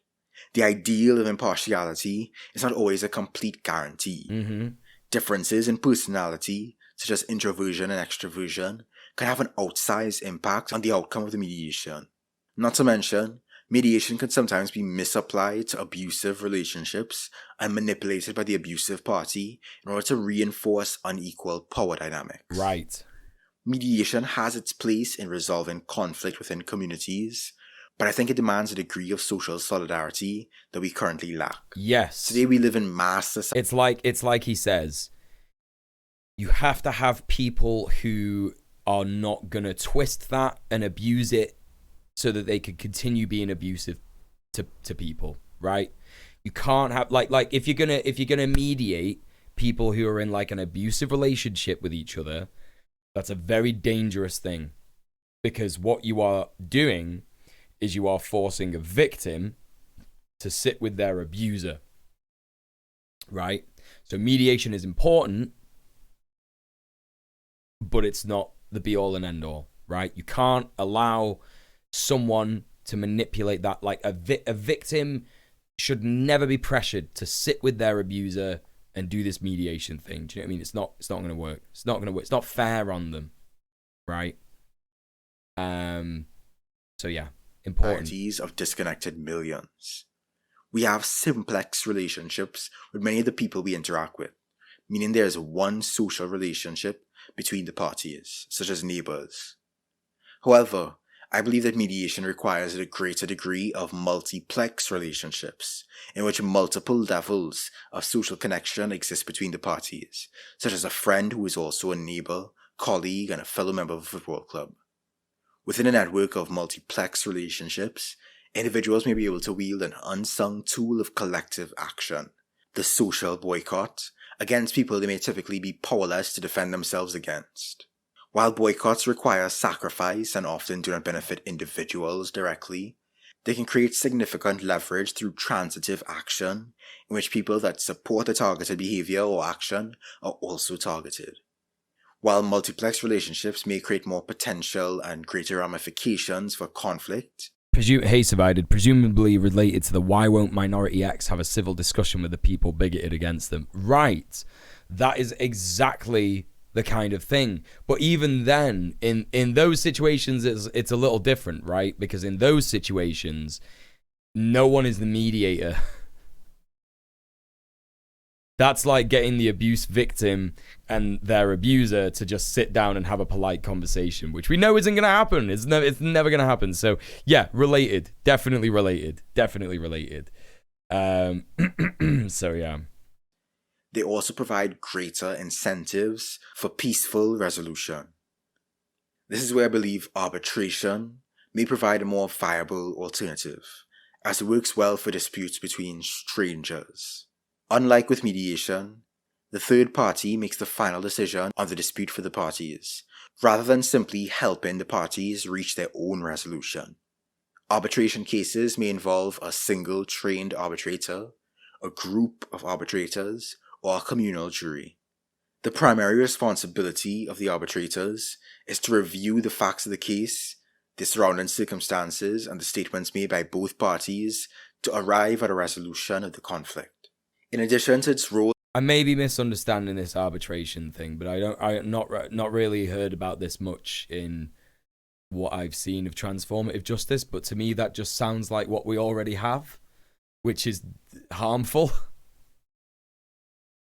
I definitely don't think that the justice of one transgression should be designed by like one person or even a group of people. It doesn't sound fair to me. I might be misunderstanding it. He's obviously going to explain it a bit more here, but to me, it just sounds like what we already have, but dressed up a little bit to sound a bit more progressive. But we'll see. I don't know. In conflict resolution, arbitration can also be employed in a facilitative capacity, such as in the creation of agreements between individuals, cooperatives, or popular assemblies. Mediation and arbitration, though primarily mediation, play a pivotal role in restorative justice, an alternative to the punitive approach that focuses on the needs of the victim, the offender, and the community affected, and emphasizes recognizing and repairing harms, healing processes between victims and offenders, reconciliation, accountability, and reintegration rather than punishment. Restorative justice processes often involve face-to-face meetings or mediation sessions between the offender and the victim, as well as community members. Restorative justice recognizes that addressing the complex issue that is crime requires a holistic approach that considers the needs and perspectives of all parties involved, rather than simply punishing offenders and ignoring the needs of victims and communities. However, like every other alternative, restorative justice is not without its shortcomings. For one, it can be highly dependent on the willingness of the parties involved to engage in the process. Right. Which means if offenders aren't willing, or victims aren't willing, the process can't happen. Right. There's also a risk of re-victimization, as face-to-face meetings may be traumatizing for the victim, particularly in cases of physical violence. Yeah. Restorative justice can be weaponized by those who wish to maintain social peace, but not social justice. In other words, hey, Nabtaker, we're watching Andrewism. Here is a link to the video. It can be skewed to prioritize silence and the veneer of unity, rather than actually addressing harm and abuse, which may sometimes entail exile. Restorative justice can also suffer from limited resources, as it requires trained facilitators and time that may not be accessible, especially when there's high demand. Yeah. And of course, there's also the potential for reoffending. These criticisms are not unique to restorative justice, but at the very least, restorative justice offers a more humane approach to addressing harm and promoting healing, for sure. particularly in cases where traditional justice systems have failed to provide meaningful solutions. Another alternative that frequently presents itself is transformative justice. It is sometimes confused with restorative justice or treated as just another synonym of the same concept. No, it's different. Focus, scope, this is the process, real shit. And much more. This is the real shit, I chat. think one of the major differences between them is that restorative justice tends to be incorporated within the existing justice system, including pre-trial, post-conviction, and even after an offender. I was hoping he was going to say this. Whereas transformative justice seeks to create alternative systems and structures that are not reliant on the state or the criminal justice system. Transformative justice is an approach to addressing harm that seeks to transform the conditions that contribute to harm in the first place, rather than solely focusing on punishment or repairing harm after it has occurred. It is a systemic approach rather than solely situational, and it is built like it's one of those. It's like I was talking about before about, you know, how men are harmed by patriarchy, right? If we didn't have a system that made men separate ourselves from women so much. I was talking about this with someone that I'm you know, one of my friends with benefits this week, someone that I'm sleeping with, and I was talking about how, like, you know, she's basically like she's been a lesbian for like a long time, and she was interested in men. I don't want to brag, but she looked out and met me.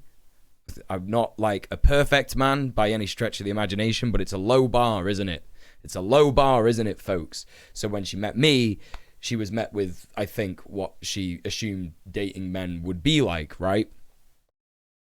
And, you know, even though we just have this sexual relationship. But, you know, she has started to speak to other men, and what she is finding out is the unfortunate reality of dating men, right?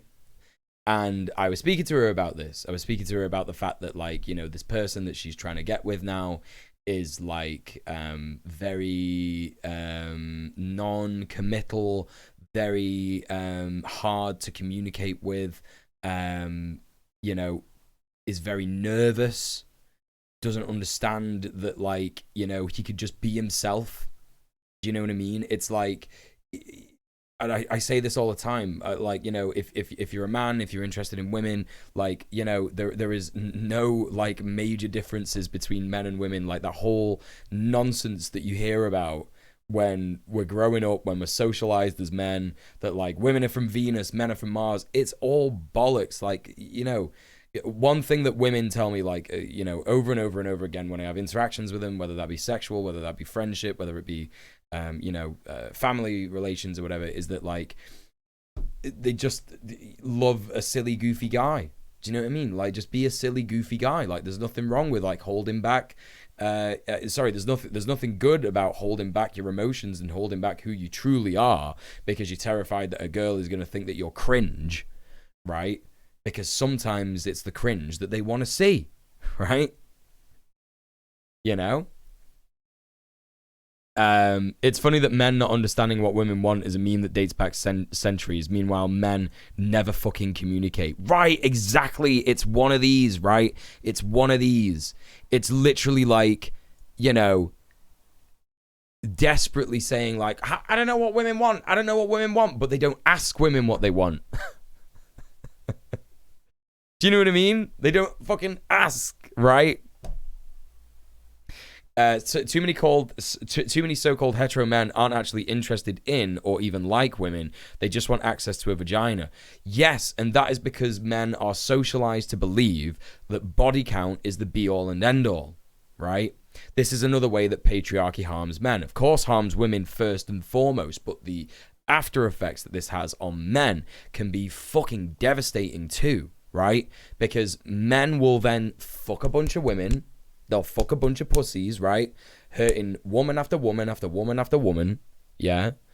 And then what are they left with? Do you know what I mean? They're sat there in the pub, they're sat there in the bar going like, haha, I've had sex with 200 people. I'm still fucking lonely as shit though. And oh my God, I don't feel fulfilled. Do you know what I mean? And what a fucking sad life. What a sad fucking life. And they're desperate 90% of the time. These guys who have got to the stage where they've like fucked a bunch of people, they're desperate now to have like some level of interaction where it's like not just sex. They're desperate to be like, oh my God, I need someone to love me. I need someone to hold me. I need someone to tell me it's going to be all right. Do you know what I mean? But they're prevented from saying these things because it's not man-like. It's not manly to say that you're like scared of the world or you're terrified or that you like you don't know what things are and you know all this fucking stuff. It's nightmarish. The extreme version of this is Tate. This is it, right? This is it, and it becomes like Andrew Tate is now. This is in no way. I am in no way doing apology for Andrew Tate here. I think he's a vile bastard. I think that the way he's treated women, the way he's like hurt women is disgusting. But this is the thing. This is how men get twisted and turned into monsters by the patriarchy, right?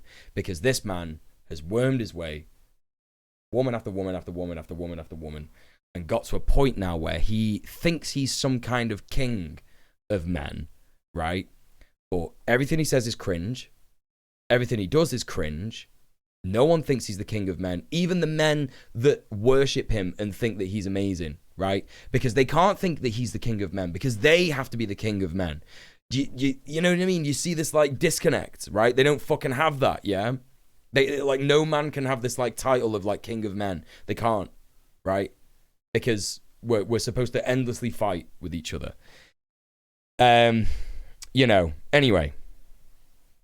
Where was I at with this? But yeah, so if we remove, for example, if we remove the patriarchy in every form that it's in now, you know, from the bad advice that dads give to their sons, from the way that sons see their dads treat their mothers, and from the way that women are sexualized and treated like objects every day, we take away all these harmful, horrible things, you know, treated like property and stuff like that, then in terms of like, you know, how that will prevent women from being harmed is vast. It's vast, You know, it's completely vast. You know, and when people say these things about like, oh well, you know, women will harm other women and stuff like that. And it's like, yes, of course these things happen, but where do you think women learn that stuff from? Where do you think these women that harm other women learn it from? Well, they learn it from men, don't they? Because of course they do, right? You know, the ways in which that this will like prevent things, like you know, restorative justice won't need to happen, right? Because we've prevented it. We've prevented the harm from occurring. Yeah. So this is, and then you could take this to capitalism as well, right? You could take this to capitalism. It's like, right, okay, so, you know, all the ways in which people harm each other in the name of capitalism. Let's say, for example, if someone financially abuses someone, right? There's going to be an element of patriarchy in there as well, but let's take that away for the moment. Let's say that someone enforces themselves on someone's accounts, right? Someone like finds a person that's making a lot of money, and they you know, schneid their way in there to the relationship, and they go, right, we should really have a joint account. Do you know what I mean? And then bit by bit, you start to like remove their access to their own money, and then you start to like give them it in rations, and like, oh, I think you're doing a bit of, you know, control spending, stuff like that. Like all of that disappears. That situation cannot happen if we remove capitalism from the picture, because money won't exist and everybody will get what they need based on their needs, right?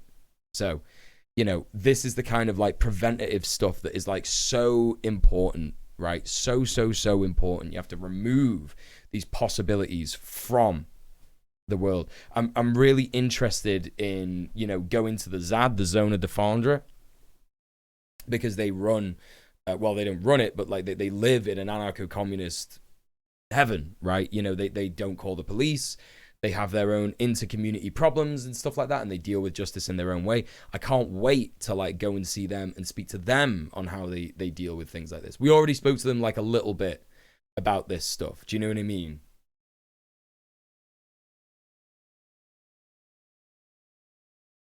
But it'd be really interesting to see how they actually like deal with these things. That last bit about cringe, I can't speak in any of these kinds of relationships, but from my autistic perspective, it reminds me of masking. It's not fun to be around people you have to hide your personality from. Right, this is the thing, but this is so normalized for men, right? It's so fucking normal for men to like just not act how they want to act because they're terrified that people will see them as like feminine or like unmanly, or like, you know, their position in the hierarchy is toppled. It's like, no, just be a silly, goofy guy. It's literally fine. Like, have feelings, be sensitive. You know what I mean? A trans guy that I'm also sleeping with, he said to me recently, he was like, you're the first man that's never pretended to not be interested in me, right? And that isn't a romantic interest, you know, just to be clear, that, you know, we are friends with benefits. That's who we are. That's our relationship with each other. However, you can have a relationship like that with someone and still be interested in what they do, still be interested in how they are as a person, what they're up to, how they feel when we have sex together, right? How they feel when you know, just are with them in general, like talking and stuff like that. Like, these things are important. Do you know what I mean? These things are important. Again, it's a low bar. You know, I'm not like sat here saying I'm like, oh, I'm a perfect man, I know what I'm on about, blah, blah, blah, blah. Like, but this is like very like, right, exactly. How sad is that? How sad is that? It's so incredibly sad. Yeah. And the way that, you know, when you're a queer man, yeah, and you have sex with other queer men, specifically cis queer men, right? You see the damage that we do to each other because of the patriarchy, right? Because I was talking about this with my friend last night. I was talking about it with Olivia, actually, if you know her from my videos, about how like 90% of men that you like meet on a dating site, and, you know, if they're only interested in coming around and having sex with you, you know, like a hookup, yeah, 90% of the time they will be desperate for something, right? But they are terrified to communicate what that is, yeah? So they don't actually get what they want. And what happens is they actually just tolerate abuse time and time and time and time and time again until they get a fraction of what it is that they actually need. I slept with a guy, yeah? I slept with a guy recently that, are you cis? Yeah, I'm cis, yeah. If I slept with a guy recently where he was basically just after a cuddle. That's all he wanted. Do you know what I mean? But it took a very, very awkward amount of like communication and, you know, like him sort of like, you know, engaging in like what he thought I wanted. Yeah. For us to get to that stage. And when it came down to it, he was so embarrassed. He was like, please don't tell anyone that I like cuddling. Please don't tell anyone that I'm into cuddling. It's like, I was never gonna. You know, I might have told my whole Twitch chat, but like, you know, I've not told him his name. But you know, it's one of those, right? It's like, why does he find it so hard to say what he needs? Because this is how we're socialized, right? This is how we're fucking socialized. And that's the masking element of it. Do you know what I mean? That's the masking element of it. And it's horrible. It's horrible. And men will like tolerate abuse from each other in order to get like a smidgen of what they want instead of communicating. And it's like so sad. It's so unbelievably sad. It's heartbreaking what our brothers are doing to each other. Do you know what I mean? When I'm talking specifically about queer men and how queer men are with each other. Anyway, I'm digressing a little bit here, but I think a lot of this comes down to this, right? Do you know what I mean? I think that like a lot of people don't understand like what they go through is harmful, and then, you know, it informs them on how to act. Yeah. Anyway, they don't even like being with women. It's such a common take of the grifter sphere that their partners aren't enjoying it, and so the guy's experience with sex is completely hollow and disappointing. Yeah. Well, this is something this is literally something that like crosses over into queer men's sex as well. Do you know what I mean? Oh well, you know, the bottom didn't even come, so whatever. Who cares? I got what I wanted. Dude, that's harmful. That's harmful shit. That's abusive. You know? Hey Echo Baz, how you doing? Need to come up with a term for friends with benefits where you're genuinely friends with the person. What makes you think that like people with friends with benefits aren't friends? Are you trying to say that I'm not friends with my friends with benefits? Because if you've come across people who aren't actually friends with benefits, then, you know, that's them saying that. Do you know what I mean? That's them saying that they're doing friends with benefits but not being friends. You know, not every person who uses the word friends with benefits isn't actually friends with the person that they're having friends with benefits with. We don't count. Wait, what's that, Divided? What do you mean we don't count? Of course not, but there's a stigma. Oh, sure. Yeah. For real. Yeah, you're talking about what I was talking about, the men who do that thing. Yeah. For sure. I always cuddle my boyfriend. Sometimes I give him head pats. Well, yeah, for real. Like, it's nice to cuddle, right? There's nothing wrong with cuddling. It's good. It's good to do that. If the guy is watching, bro, cuddling is fine. Literally, don't worry about it. Yeah. I think it would take a bit more of a discussion than that, unfortunately. We don't count for talking about the guy like he cuddling. Oh, yeah. He feels like he doesn't count. Yeah. He feels like he doesn't count. Yeah, for sure. Yeah. Like he's not a real man. It doesn't, you know. It's just so horrible. It's so horrible. Anyway, going back to the original point of, you know, prevention. Yeah? Prevention. Rather than repairing harm after that kind of stuff, yeah? It's like you have to take these fundamental things that are harmful and remove them from society, right? Remove them from society. And a lot of work in like unpacking men's trauma is hopefully going to go towards that. Do you know what I mean? A lot of women have done the work. Now it's time for men to do the work and talk to other men and start to really have like legitimate conversations with the homies. You know what I mean? Where we're talking about like, listen, man, it's all well and good saying like, bro, are you okay? Because sometimes the bro won't tell you if he's actually okay or if he's actually not okay. Do you know what I mean? Sometimes it's about like unpacking things over the course of a few days, a few months, a few years, with the homies, you know?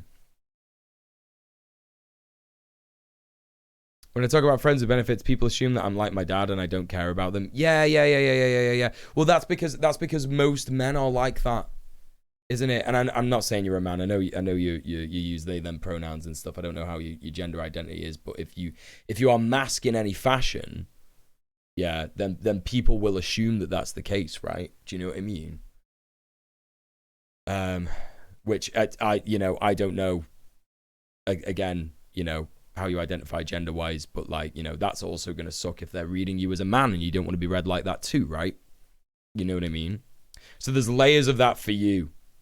Yeah. Most men are like that. Most men are like that. That's why we got to, like I said, break it down with the homies over the course of a couple of years of therapy, right? Built on the bedrock of community, because when people feel a strong sense of connections in their community, they're more likely to behave in ways that are consistent with community values and norms, Right. Yeah. which can create a sense of social harmony that is essential for building trust, promoting cooperation, and resolving conflicts peacefully.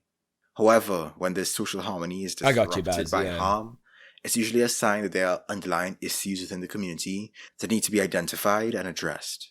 Root causes of harm may include simply not understanding that a particular action is harmful, or our basic needs, physical or mental, are not being met, or we have internalized an oppressive system such as patriarchy, or a power imbalance has not been addressed, or we are upholding a toxic cultural norm, or we are lashing out as a result of our own unaddressed pain. Punishment does not solve these causes. In fact, because punishment can only occur when the punisher possesses more power than the punished, the act of punishment is determined by the individual or group with the power to administer it, right, not necessarily by what is just. Which is why we can see that our current justice system does not punish many of the world's worst people. It punishes those who lack the power to evade punishment. This is literally what Prisoner Solidarity Network said to us when we had the audience question moment on Red Planet, and people were saying, how do you respond to people saying like, well, what about the serial killers? What about the pedophiles? What do we do about them? Well, the answer to that is that some of the worst serial killers and pedophiles are actually openly walking around doing what they do and getting away with it still, aren't they? Donald Trump, is he really going to face the justice that every working class person faces? Is he actually going to go to pen? That's the question, isn't it? Right? Will he go inside? Will he be able to pay his way out of it? Will he go to a special celebrity prison? Where he doesn't have to mix with the real prisoners. The questions like this are out there. You know what I mean? And there are other people who've done these harmful things. Yeah. Not just Donald Trump, right?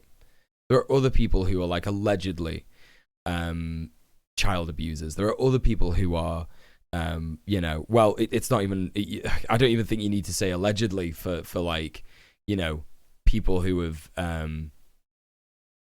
made so many weapons and murdered so many people, wars in the imperial periphery. Do you know what I mean? Yeah, he'll go to a super lax prison if he does go to prison at all. Yeah, if he goes to prison, I'll eat my hat. Yeah, same. I'll eat one of my many hats. My favorite argument. But what about problem that capitalism that doesn't fix? Yeah. That capitalism doesn't fix. Yeah, literally that. Yeah, they love doing shit like that. I love it when people do that. It's very normal. It's very good. It's logical. I love it when they do that. It perpetuates existing power imbalances and creates new ones, leading to greater harm. Transformative justice seeks to acknowledge the interconnectedness of individual and systemic forms of harm. Thanks, Osimo. It recognizes that addressing harm requires a holistic and intersectional approach that considers the unique experiences and needs of those who are most impacted. This approach is based on 3 core principles. Note the order: protecting the victim and providing them with the space to heal, noting of course that a simple victim-actor binary may not always exist; protecting the community and providing it with the space to heal, including realizing how the community's shortcomings may have contributed to this harm; and working collaboratively with the harmful actor to identify what is necessary to prevent further harm, including recognition, accountability, and unlearning. Transformative justice is not easy work, especially when we are used to punitive forms of justice. However, it is far more comprehensive as it recognizes that sometimes our society needs changing for the better in order to help an individual change for the better. Still, transformative justice should not be applied uncritically and without proper consideration of alternatives, as doing so can divert attention from a collective's efforts, delegitimize direct action by survivors, and impose significant burdens on people's time and energy. Mm-hmm. The extended periods of uncertainty that the process can take may be exhausting for the community and even endangering for the victim in question.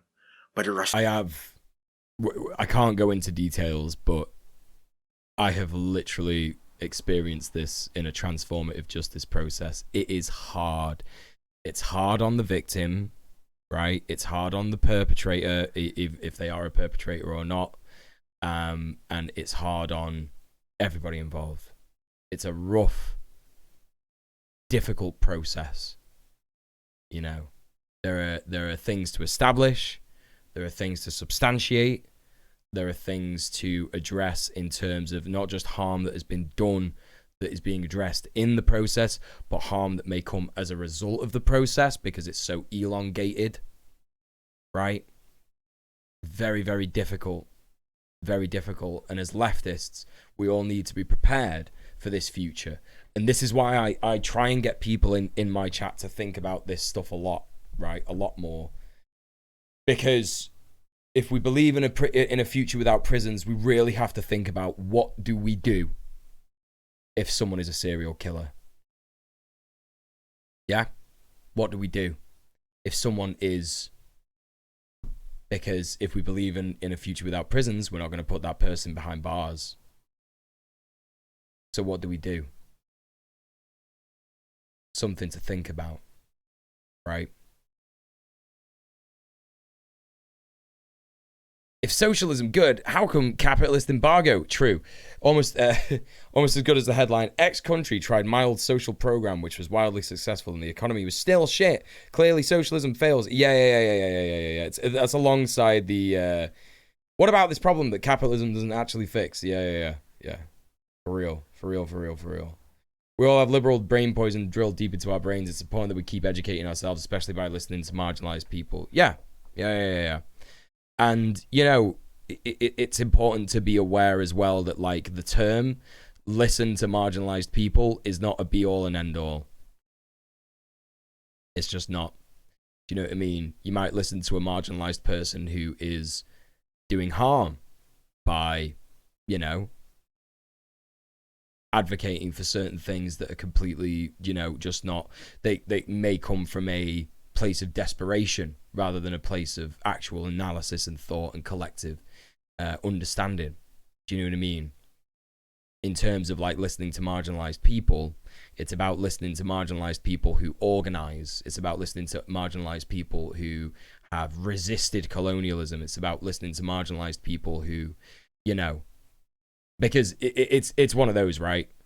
If we're gonna do the listen to marginalized people thing, then it's like, okay, yeah, so we listen to Hamas, right? Hamas are marginalized, aren't they? There are marginalized people who come together collectively to resist oppression, yeah? However, most people know where I'm going with this. Hamas, famously, not fans of the gays, right? So, you know, where does that leave us? And also, like, you know, again... I do also want to point out that the listening to marginalized people is putting a lot of pressure on those marginalized people, right? It's not just about listening to marginalized people. It's about going forward and saying, okay, what am I doing to help the struggle of marginalized people, right? That's a key tenet of this, you know? It's a key tenet of this. This isn't me saying like, oh my God, you know, Candace Owens exists and blah, blah, blah, blah. Of course it is, right? But it's about doing your, you know, I worry that like a lot of these like catchphrases are just like taking a lot of work off white people. Taking a lot of work off cis het white men, Do you know what I mean? Whereas like cishet white men, they have a lot of privilege, they have a lot of time, they have a lot of resources generally. Yeah, not all the time. A lot of them are working class. I get that, but like, you know, they're less oppressed. And so they should be doing the work to, you know, figure out what is right and aiding in the revolution. Do you know what I mean? Doing the work to help, right? As much as possible. Because what kind of a person am I if I spend all my time listening to marginalized people and don't do anything with the information that I'm given, right? You know? So, that's that. Right, exactly. White men could use a break from taking all the credit. Do you know what I mean? It's hard work. It's hard work. You know what I'm trying to say anyway. That chat comment is in jest. Yes, exactly. It's a very liberal way of seeing things. You know, it's exactly that sentiment of we see you, we hear you. Do you know what I mean? But like, okay, well, what are you actually doing though? Do you know what I mean? In the process to maintain social harmony. I hope that wasn't too much of a you know. I wasn't there trying to say like you're wrong. Oh my god, sort yourself out. I obviously completely understand what you mean by that, but there's been a lot of talk of that over, you know, the last couple of years. You know, listen to marginalized people, listen to X minority, listen to X you know, type of person, and there's been a lot of listening and not a lot of doing, you know. Doesn't work either. The agency of the victim in question should be paramount, but it can be difficult to both engage with the harmful actor and address the victim's needs. This can be complicated by factors such as favoritism. Yeah. Listen to marginalized people shouldn't become educating me peasant. Right, yes, exactly. You know, it's exhausting for a black person to explain racism, for example. Do you know what I mean? And how many other people seriously need racism explaining to them? You know what I mean? I feel like at this point, if you're in a leftist circle, if you're in a leftist community like mine, and you don't fully understand like the very insidious nature of racism and white supremacist colonial, settler colonial oppression, then holy fucking shit, I've failed in my education of the chat, right? Or you've just not been listening. You know, it's one of those, right? Do you know what I mean? The question is now, what do you do about this, right? What do you do in your everyday life to fight that shit, you know? And it's hard, you know, this is another thing. It's difficult, right? Yes, it's absolutely difficult to try and come up with, you know, ways that you can like help people in an intersexual manner, right? I was surprised I was in a leftist Discord and several people had to be educated on why they shouldn't be using bitch casually in conversation. It mind-boggled me. So, look, you know, you're going to come across people like that, right? Here's what a lot of people on the internet don't get, right? And I know that this is a scenario where you were on the internet, yeah? When you're out there doing real-life organizing, doing real-life activism, you're going to meet people like that.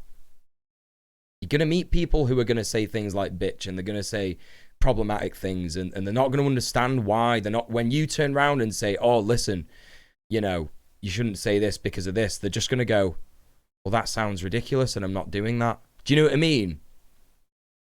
So the question is then, do you stop organizing with them, right? It's about measuring harm. Again, it's about measuring harm. What harm are people doing by using the word bitch? They're continuing the oppression of women, because bitch is historically a word used to demean, devalue women.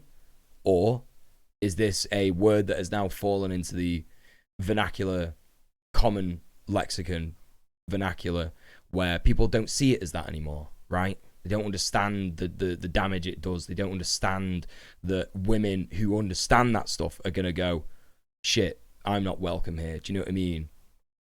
Is it doing harm? Is it doing... Do you know what I mean? Is it doing what it's intended to? Are these people actively doing harm? You're going to come across situations like that, and it's going to suck. It's going to be hard. Do you know what I mean?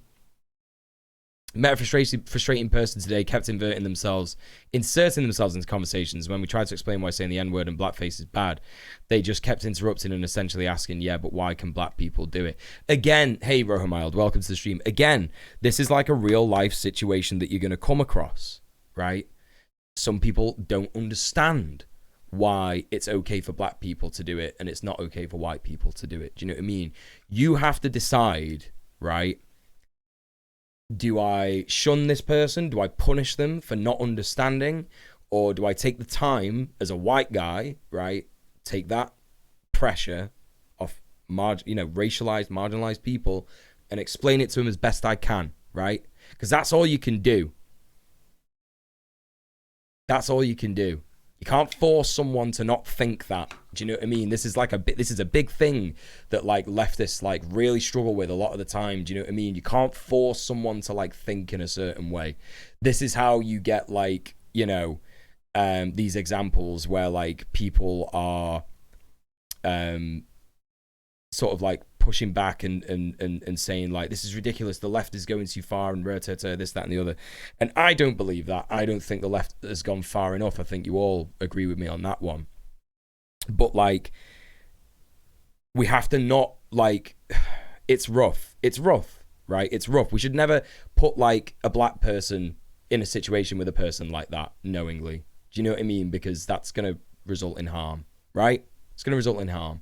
Unless that black person knows that this person is like that and they actively choose to go in there to help that person try and understand from their perspective, right? That's their choice.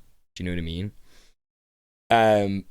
But at the same time, it's like you've got to ask yourself, right, okay, well, this person doesn't understand that. Are they going around and saying the word? Because that's different. That's different than them not understanding the logistics of it. That's different from them not understanding the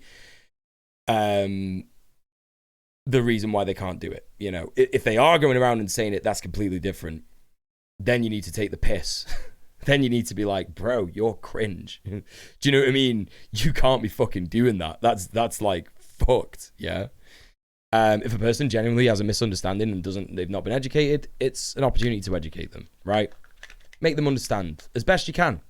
And what you have to remember is that fundamentally this person has learned this denial from a system of white supremacist colonialism, right?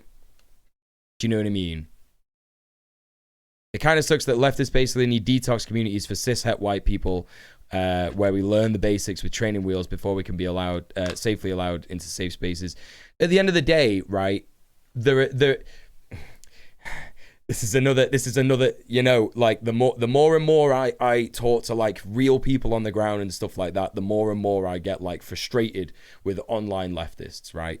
Because there is a thinking, yeah, that for some reason, we think that every single, every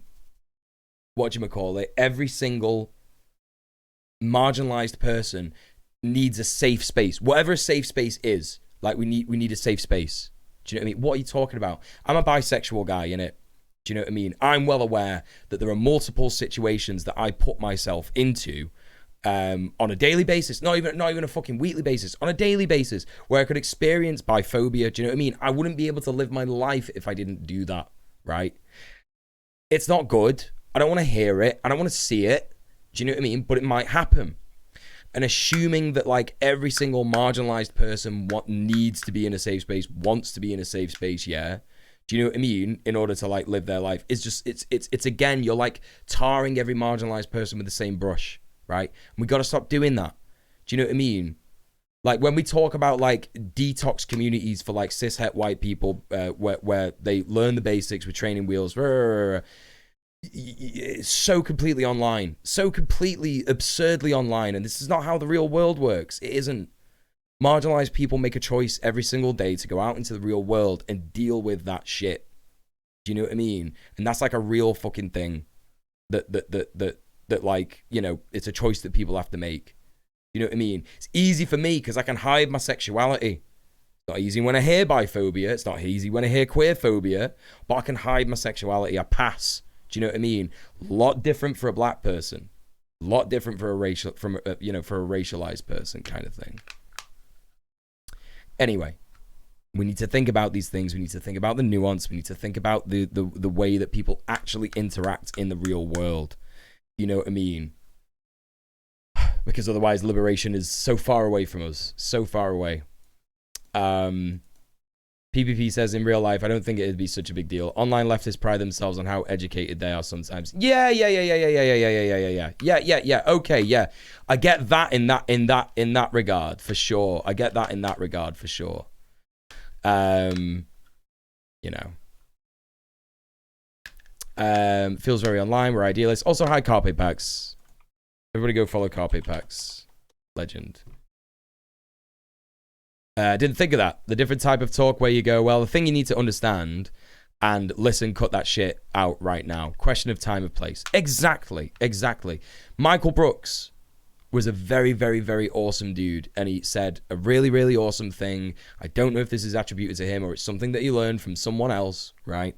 But what he said is that you need to be kind to people and ruthless to systems, right? It is the system of white supremacist colonialism that has made that person not understand why they can't say a certain word and black people can, right? So it's about sort of being as empathetic and gracious as you can with that person, explaining it as patiently as you can, right? Especially if you're a white guy, yeah? Taking that, responsibility off racialized people, and then making sure that they understand that, that's what it is. That's what it is. Yes, be kind with people and brutal with systems. And it's also very important when you do this education of people who don't quite get it. Do you know what I mean? Because that's all these people are. At the end of the day, if he's not going around and he's like, not like, if he's not in like Call of Duty lobbies saying the N-word, if he's not like, singing along to rap songs in the club, do you know what I mean? Saying it, yeah? Then he's just someone who doesn't quite get it. That's all it is. That's just someone who doesn't quite get it. And that's normal. That's human. You know what I mean? And when these people don't quite get it, if they get a response that is like, you're a bad person, you need to go away, you're unsafe, what does that tell them about learning about racism? Do you know what I mean? What does that tell them about, like, black people? If you're going to be like the representation of an anti-racist activist, what does that tell them? What are they going to think about how black people are going to act towards them in it? Do you know what I mean? It's just like they're going to build up a worse picture is what I'm saying. They're going to build up a way worse picture of what they already have of racialized people, right? So yeah, anyway, where the fuck did we come from with this?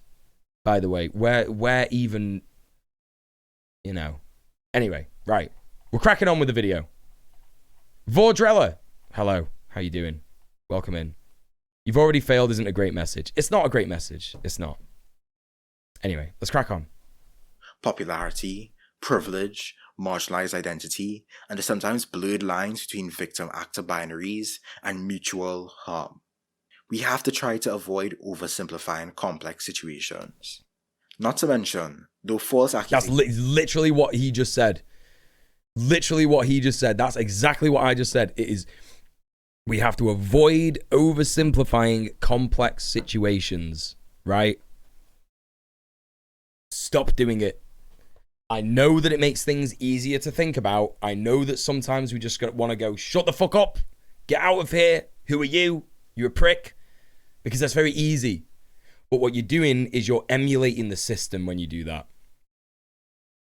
Because that's a form of punishment, isn't it? It's a form of, Carpe Pack says, Taru, I don't look like I have ADHD and CPTSD. Right, exactly. Yeah, I don't look like I have ADHD. Yeah. Situations may be uncommon. That doesn't mean they don't happen.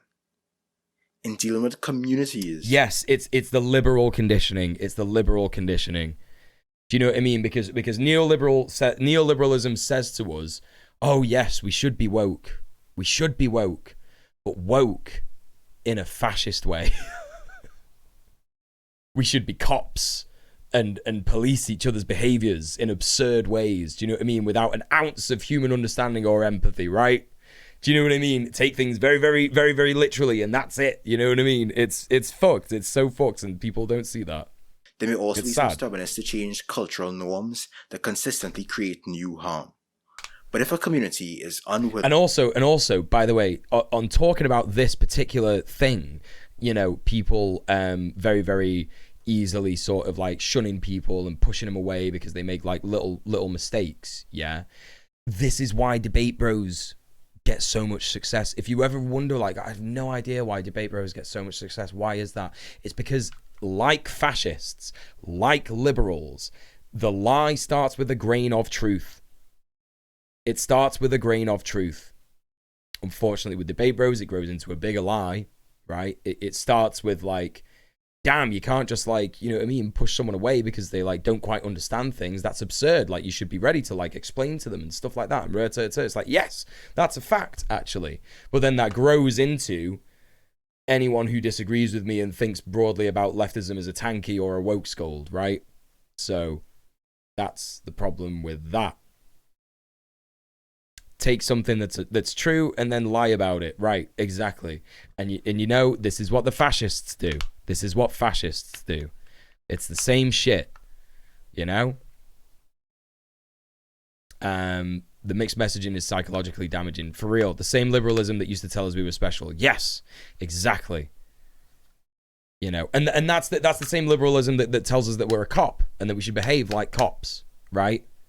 Do you know what I mean? Like, how often, chat? I know that not everyone is going to have done this based on who they are, what they look like, etc. But like, if you're a white person, yeah, you will have definitely at some stage in your life gone, damn, I should call the cops. Unless you're very, very lucky and you had like anarchist fucking parents or something. Do you know what I mean? It's just literally like a thing that we really quickly, easily go to. It's like, oh my God, something bad is happening. I should call the cops, right? Fuck that. Do you know what I mean? Fuck that.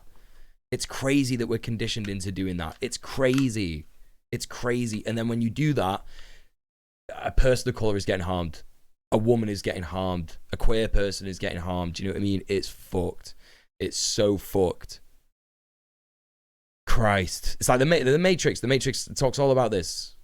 Agent Smith. That's literally just what Agent Smith is in the Matrix. Only insofar as we can make money. Right. Woke's Gold is the new name of what they called SJW in 2014. Right, exactly, because, you know, fascists start to use that. Absolutely. It just means people who want intersectional justice. Generally speaking, yeah. They find the worst examples of people like that, and yes, unfortunately, they do exist in a very, very small minority. They really, really do. And that's sad. However, you know, these people, again, people who do that are more likely, like, you're better off reaching out to them and, like, educating them rather than being like, naughty woke scold, you're going to prison. You're going to Debate Bro prison. You're going to internet prison for, like, having a bad take about X, Y, Z. Do you know what I mean? To challenge some of its traditional values or practices, such as corporal punishment, how can it expect an end to cycles of violence? During the process of social revolution, some lines need to be drawn between perpetrators that a community wants to spend time and energy on and those they don't, because changing individual behavior requires significant time, This. resources. There are some factors that can help a community or collective decide. You know, when we talk about transgressions, when we talk about, like, violence, we are also talking about the violence and transgressions of, you know, basically, like, bigoted mindsets that aren't fully, like, taken out of person's brain when they learn, like, when they learn about anti-racism, when they learn about, you know, queerphobia, etc., this, that, and the other. Do you know what I mean? What does the scold part mean? Well, obviously, you know what the woke part means. The scold part means, like, a woke person that scolds people, right? Don't kill them with kindness, but dismantle their positions with brutal efficiency and palatability. Right, yeah, literally. Yeah. That's right. Pursue reconciliation or expulsion.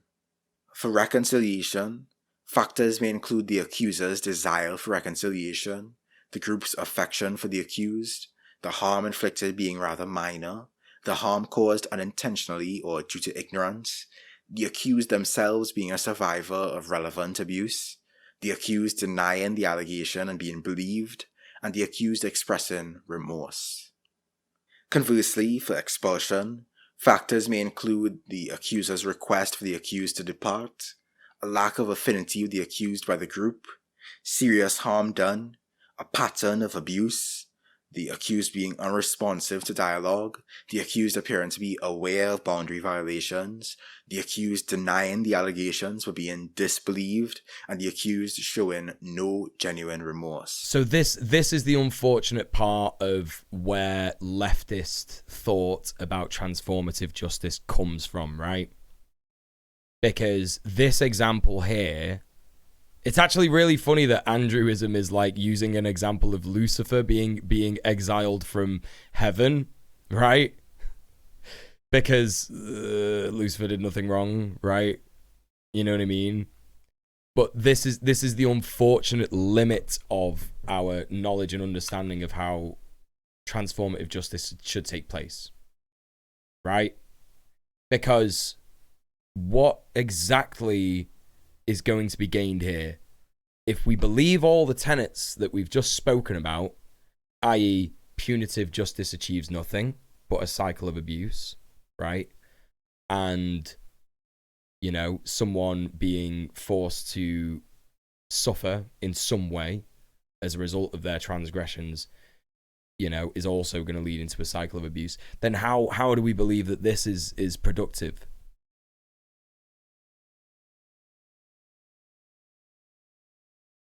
Lucifer is the best example of how punishment is counterproductive, right? And this is still punishment. Regardless of as if this person understands boundary violations, regardless of this person like shows no remorse, etc., etc., etc. Like there needs to be more discussion on this. This can't be the be all and end all. It can't. Do you know what I mean? Because what are we left with then? What are we left with then? This is the only criticism I have, and this isn't even really a criticism of Andrewism. This is more of a criticism of like the limit of leftist thought that we're at right now. Do you know what I mean? And I don't know, maybe this is something that people have already spoken about that I've not really like read about or I've not really like thought about, etc., etc., etc. Because when we talk about people who show no remorse, and we talk about people who have done like, you know, vile, horrific things to other humans, it's not a thing that doesn't happen, but it's rare. It's rarer than all these other things that we've spoken about, right? And so if these are like rare examples in the grand scheme of things, then there has to be something underneath it that can be used to prevent that. There has to be. There absolutely has to be. You know, if you think about like, didn't the Club Q shooter, he recently like said not guilty, but he doesn't have any remorse for what he did, right? Something like that, yeah.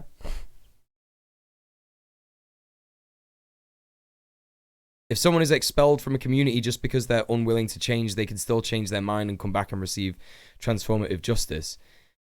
Is that really what expelled means? Because when I was expelled from school, I wasn't allowed to go back.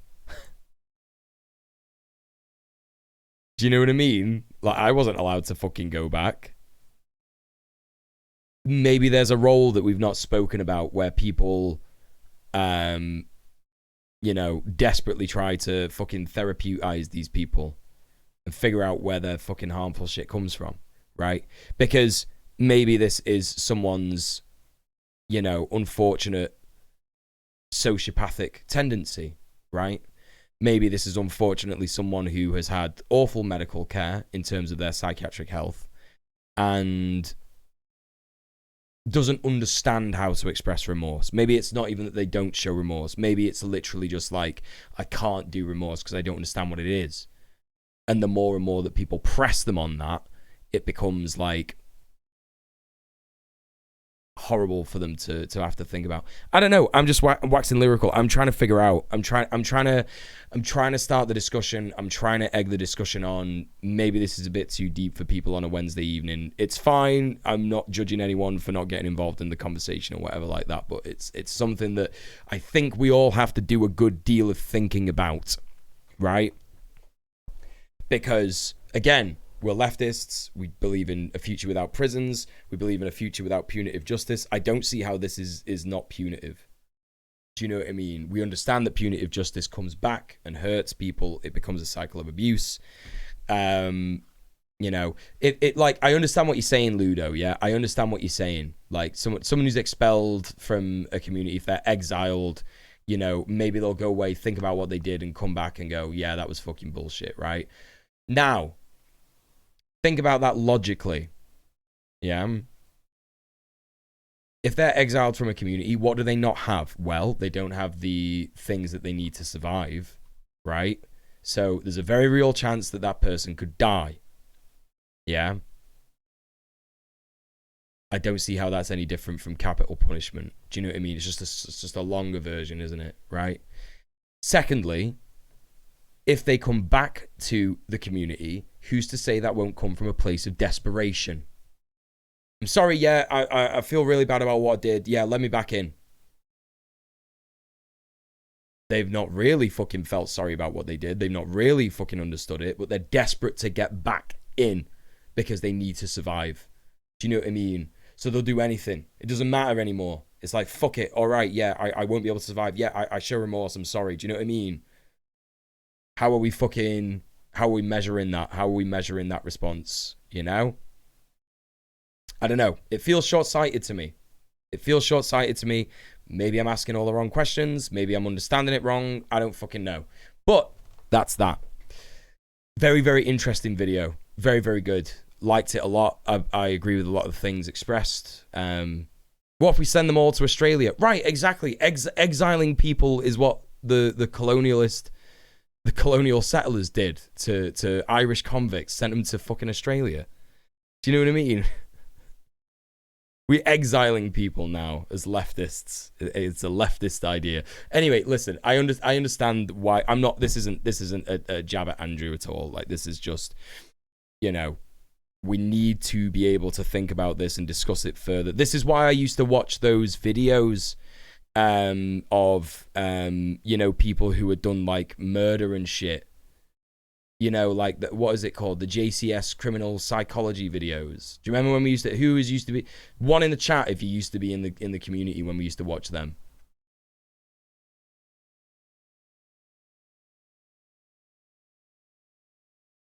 This honestly reminds me of the supposed paradox of intolerance. We don't believe in punitive justice, so we shouldn't expel people as punishment. Sounds a bit like we believe in tolerance, so we shouldn't discriminate against bigots.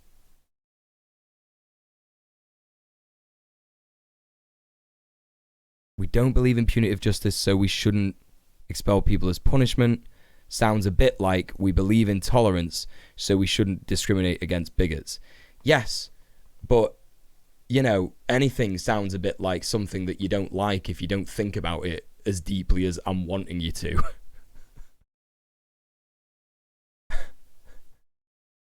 Also, that's not what the fucking... Okay, I understand what you're saying. We believe in tolerance, so we shouldn't discriminate against bigots. Yeah, like, you know, I'm not saying that, though, am I? I'm not saying that. I'm actually not saying that. No, I know, no, Carpe Pax. They're not saying that that's what the paradox of intolerance is. They're saying that that's what people say about the paradox. You know, that's the thing that inspires the conversation about the paradox of intolerance, right? I remember the JCS videos blown up out of nowhere. Yeah, for sure. Well, yeah, this is why I used to watch that shit, because it used to be like, really get the mind thinking about like why these people did these things. Here's the thing, chat. Here's the thing. Thinking hard about this might not even be necessary, because at the end of the day, the things that Andrew said about changing society to prevent these things from happening may prevent people from being unremorseful. It may stop people from behaving in like horrific ways. Do you know what I mean? So at the end of the day, it's like, if we don't have answers about it, you know, then That's fine. No one is in trouble for not having an answer about this. The paradox is better understood as a social contract. When people break it or refuse to stop, they're no longer protected by it. It is, yeah, that's right. Ideally, you'd have a giant community that would be able to absorb and be close to the individual and gain their understanding, but then bad shit probably wouldn't have happened in the first place. This is how I'm feeling about it. Do you know what I mean? Working toward community is the best idea I have at this point. Yes, same. Same. Yeah, you got to take into account that we're not there yet. I think with that in mind, this final argument only really serves to like convince liberals who believe that people can just be born bad, right? Do you know what I mean? Because 9 times out of 10, when people are like quote unquote born bad, it's not that they're born bad, it's that they're born with like mental health problems, right? An unfortunate scenario that is definitely real. Do you know what I mean? But do those people go and do bad things because they have mental health problems? No. Excuse me. You know, those people do bad things because they're failed by the system, aren't they? So if the system doesn't exist anymore, maybe we don't have to worry about this. Anyway, let's crack on. Which brings us to the concept of bad people that gets brought up so frequently in these sorts of discussions. I think people are generally able to accept that rehabilitation, mediation, restoration, and transformation are all potentially effective avenues for dealing with the many causes of harm and conflict between people. But at the same time, there's also this pervasive sense that it can't work for everybody. Maybe some people are just irredeemable. Maybe there's some percentage, however small, of like the billionaire pedos on Epstein Island or human traffickers, etc., etc. Yeah, but then again, this is like that fundamental flaw in this line of thinking based on the previous line of thinking, which is that if you remove things like the patriarchy, if you remove things like the fucking, do you know what I mean? The oppression of children, right? These things won't happen. You know, if you remove capitalism, there won't be billionaires, will there? Do you know what I mean? So it's like, when we're talking about the irredeemable people, it's like, well, yes, of course they exist now. Of course they do. Do you know what I mean? Of course they fucking do. But who's to say they're going to exist in the future? I personally don't think they will. Like, if we get to that stage. Yeah? Maybe some people are just irredeemable. Maybe yeah, there's some I agree, percentage, PvP. however small, of truly bad people. This may be a controversial stance to take, one rife with philosophical turmoil, but I'm willing to concede for the sake of argument that there may be truly irreparable evils on this earth. Those who manipulate, dominate, and expertly navigate the games of power. There may be individuals who are simply bad, whose behavior may be reinforced by social structures, but not entirely explained away by social structures. I'm with you. What then? Even if such people deserve to die, I wouldn't entrust any court of law with the responsibility of determining that. I don't believe any state can protect us from such people, for the simple reason that such bad people... Yes, I like this final argument. The community is going to do a much better of protecting each other from these people than any fucking state will, yeah? Will inevitably seek to scale to positions of power within that state. The solution to dealing with these bad people is not through creating positions of power, but through removing them, making it impossible for anyone to seize or maintain control over other people.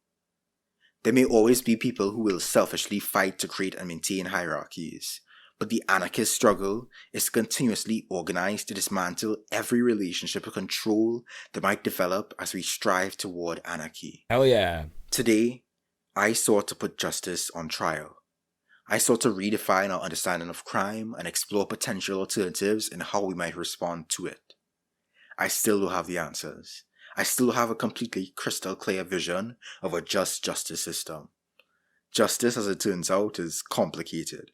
A lot more complicated than locking people up and throwing away the key. There will never be a one-stop shop for justice. There will never be a system free of pain or distress. Here's the thing. I know that people do think that, like, even after a revolution, there will be people who are desperate for power, etc., etc., etc. The thing is that that kind of just goes against any kind of evidence of human anthropology, right? So here's how money came about, right? Money came about because humans had a desire to stop people from killing each other and stealing their grain, because they had like less grain. Do you know what I mean? Like it started as like a grain bank. Do you know what I mean? Like people who had more grain, nations that had more grain were seen as more popular. Do you know what I mean? More prosperous, because that's the food in it. Do you know what I mean? So, they created a system that was genuinely created because they were like, well, we should be able to trade with each other. We should be able to, like, do this in like a very nice way, gentle way, where no one is hurting each other, no one's killing each other for each other's, resources. Let's try this, right? Unfortunately, it was one of the worst calls of all time, and I wish I could go back in time and kill the baby person that did that. However, this is where we're at, right? And fundamentally, every single existence, like every single sort of bad thing that humans do to each other comes from that, right? It was simply an idea, a mutation in the brain, in the neurons, in the way of thought. That's literally what new thoughts and new ideas are, isn't it? Do you know what I mean? It's a natural process. That's not to say that, like, capitalism as it exists, is fucking, natural and good and works the best way and shit like that, right? But what it does say is that an idea was had, it's blown out of fucking proportion, now billions of people are suffering, right? If we take away that system with the knowledge that we have now, that we've learned along the way, that we need to give everybody what they need, not based on their ability but based on their needs, and based on the ability of others to support them. I truly believe that we can have a society with no pain and no harm. I truly believe it. It's possible. It's completely possible. So yeah, who's to say? I do not believe that any human is fundamentally evil. I just don't. I simply don't.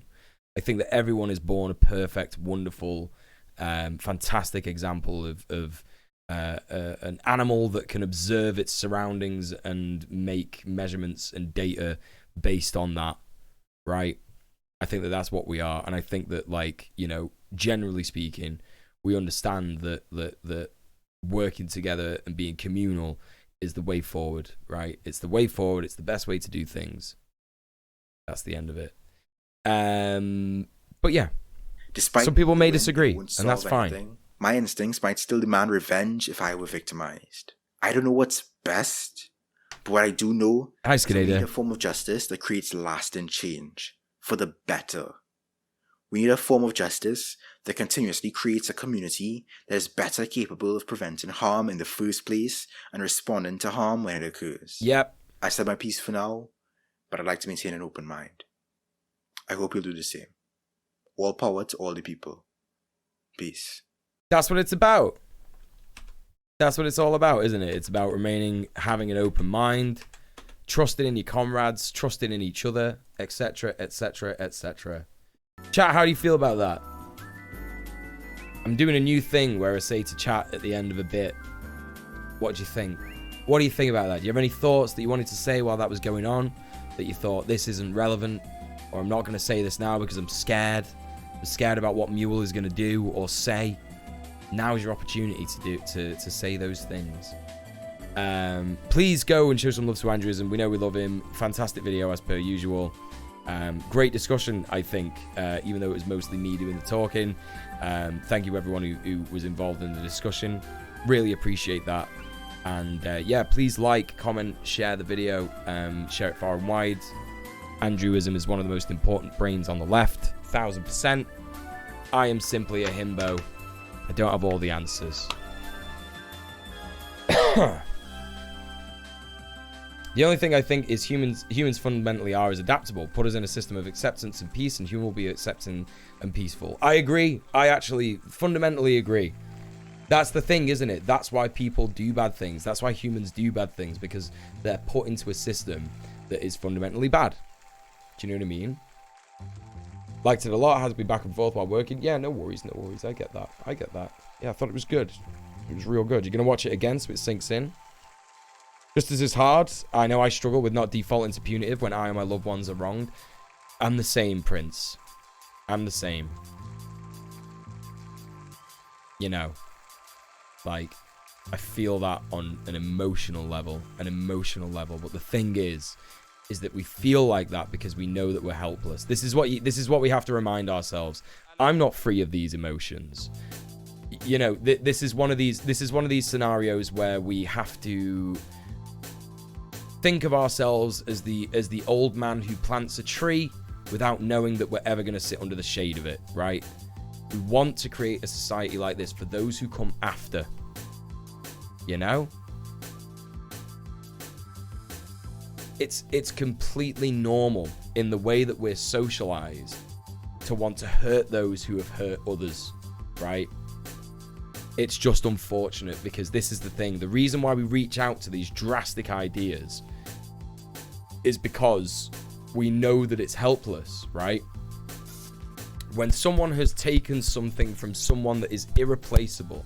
So when we talk about abuse, right?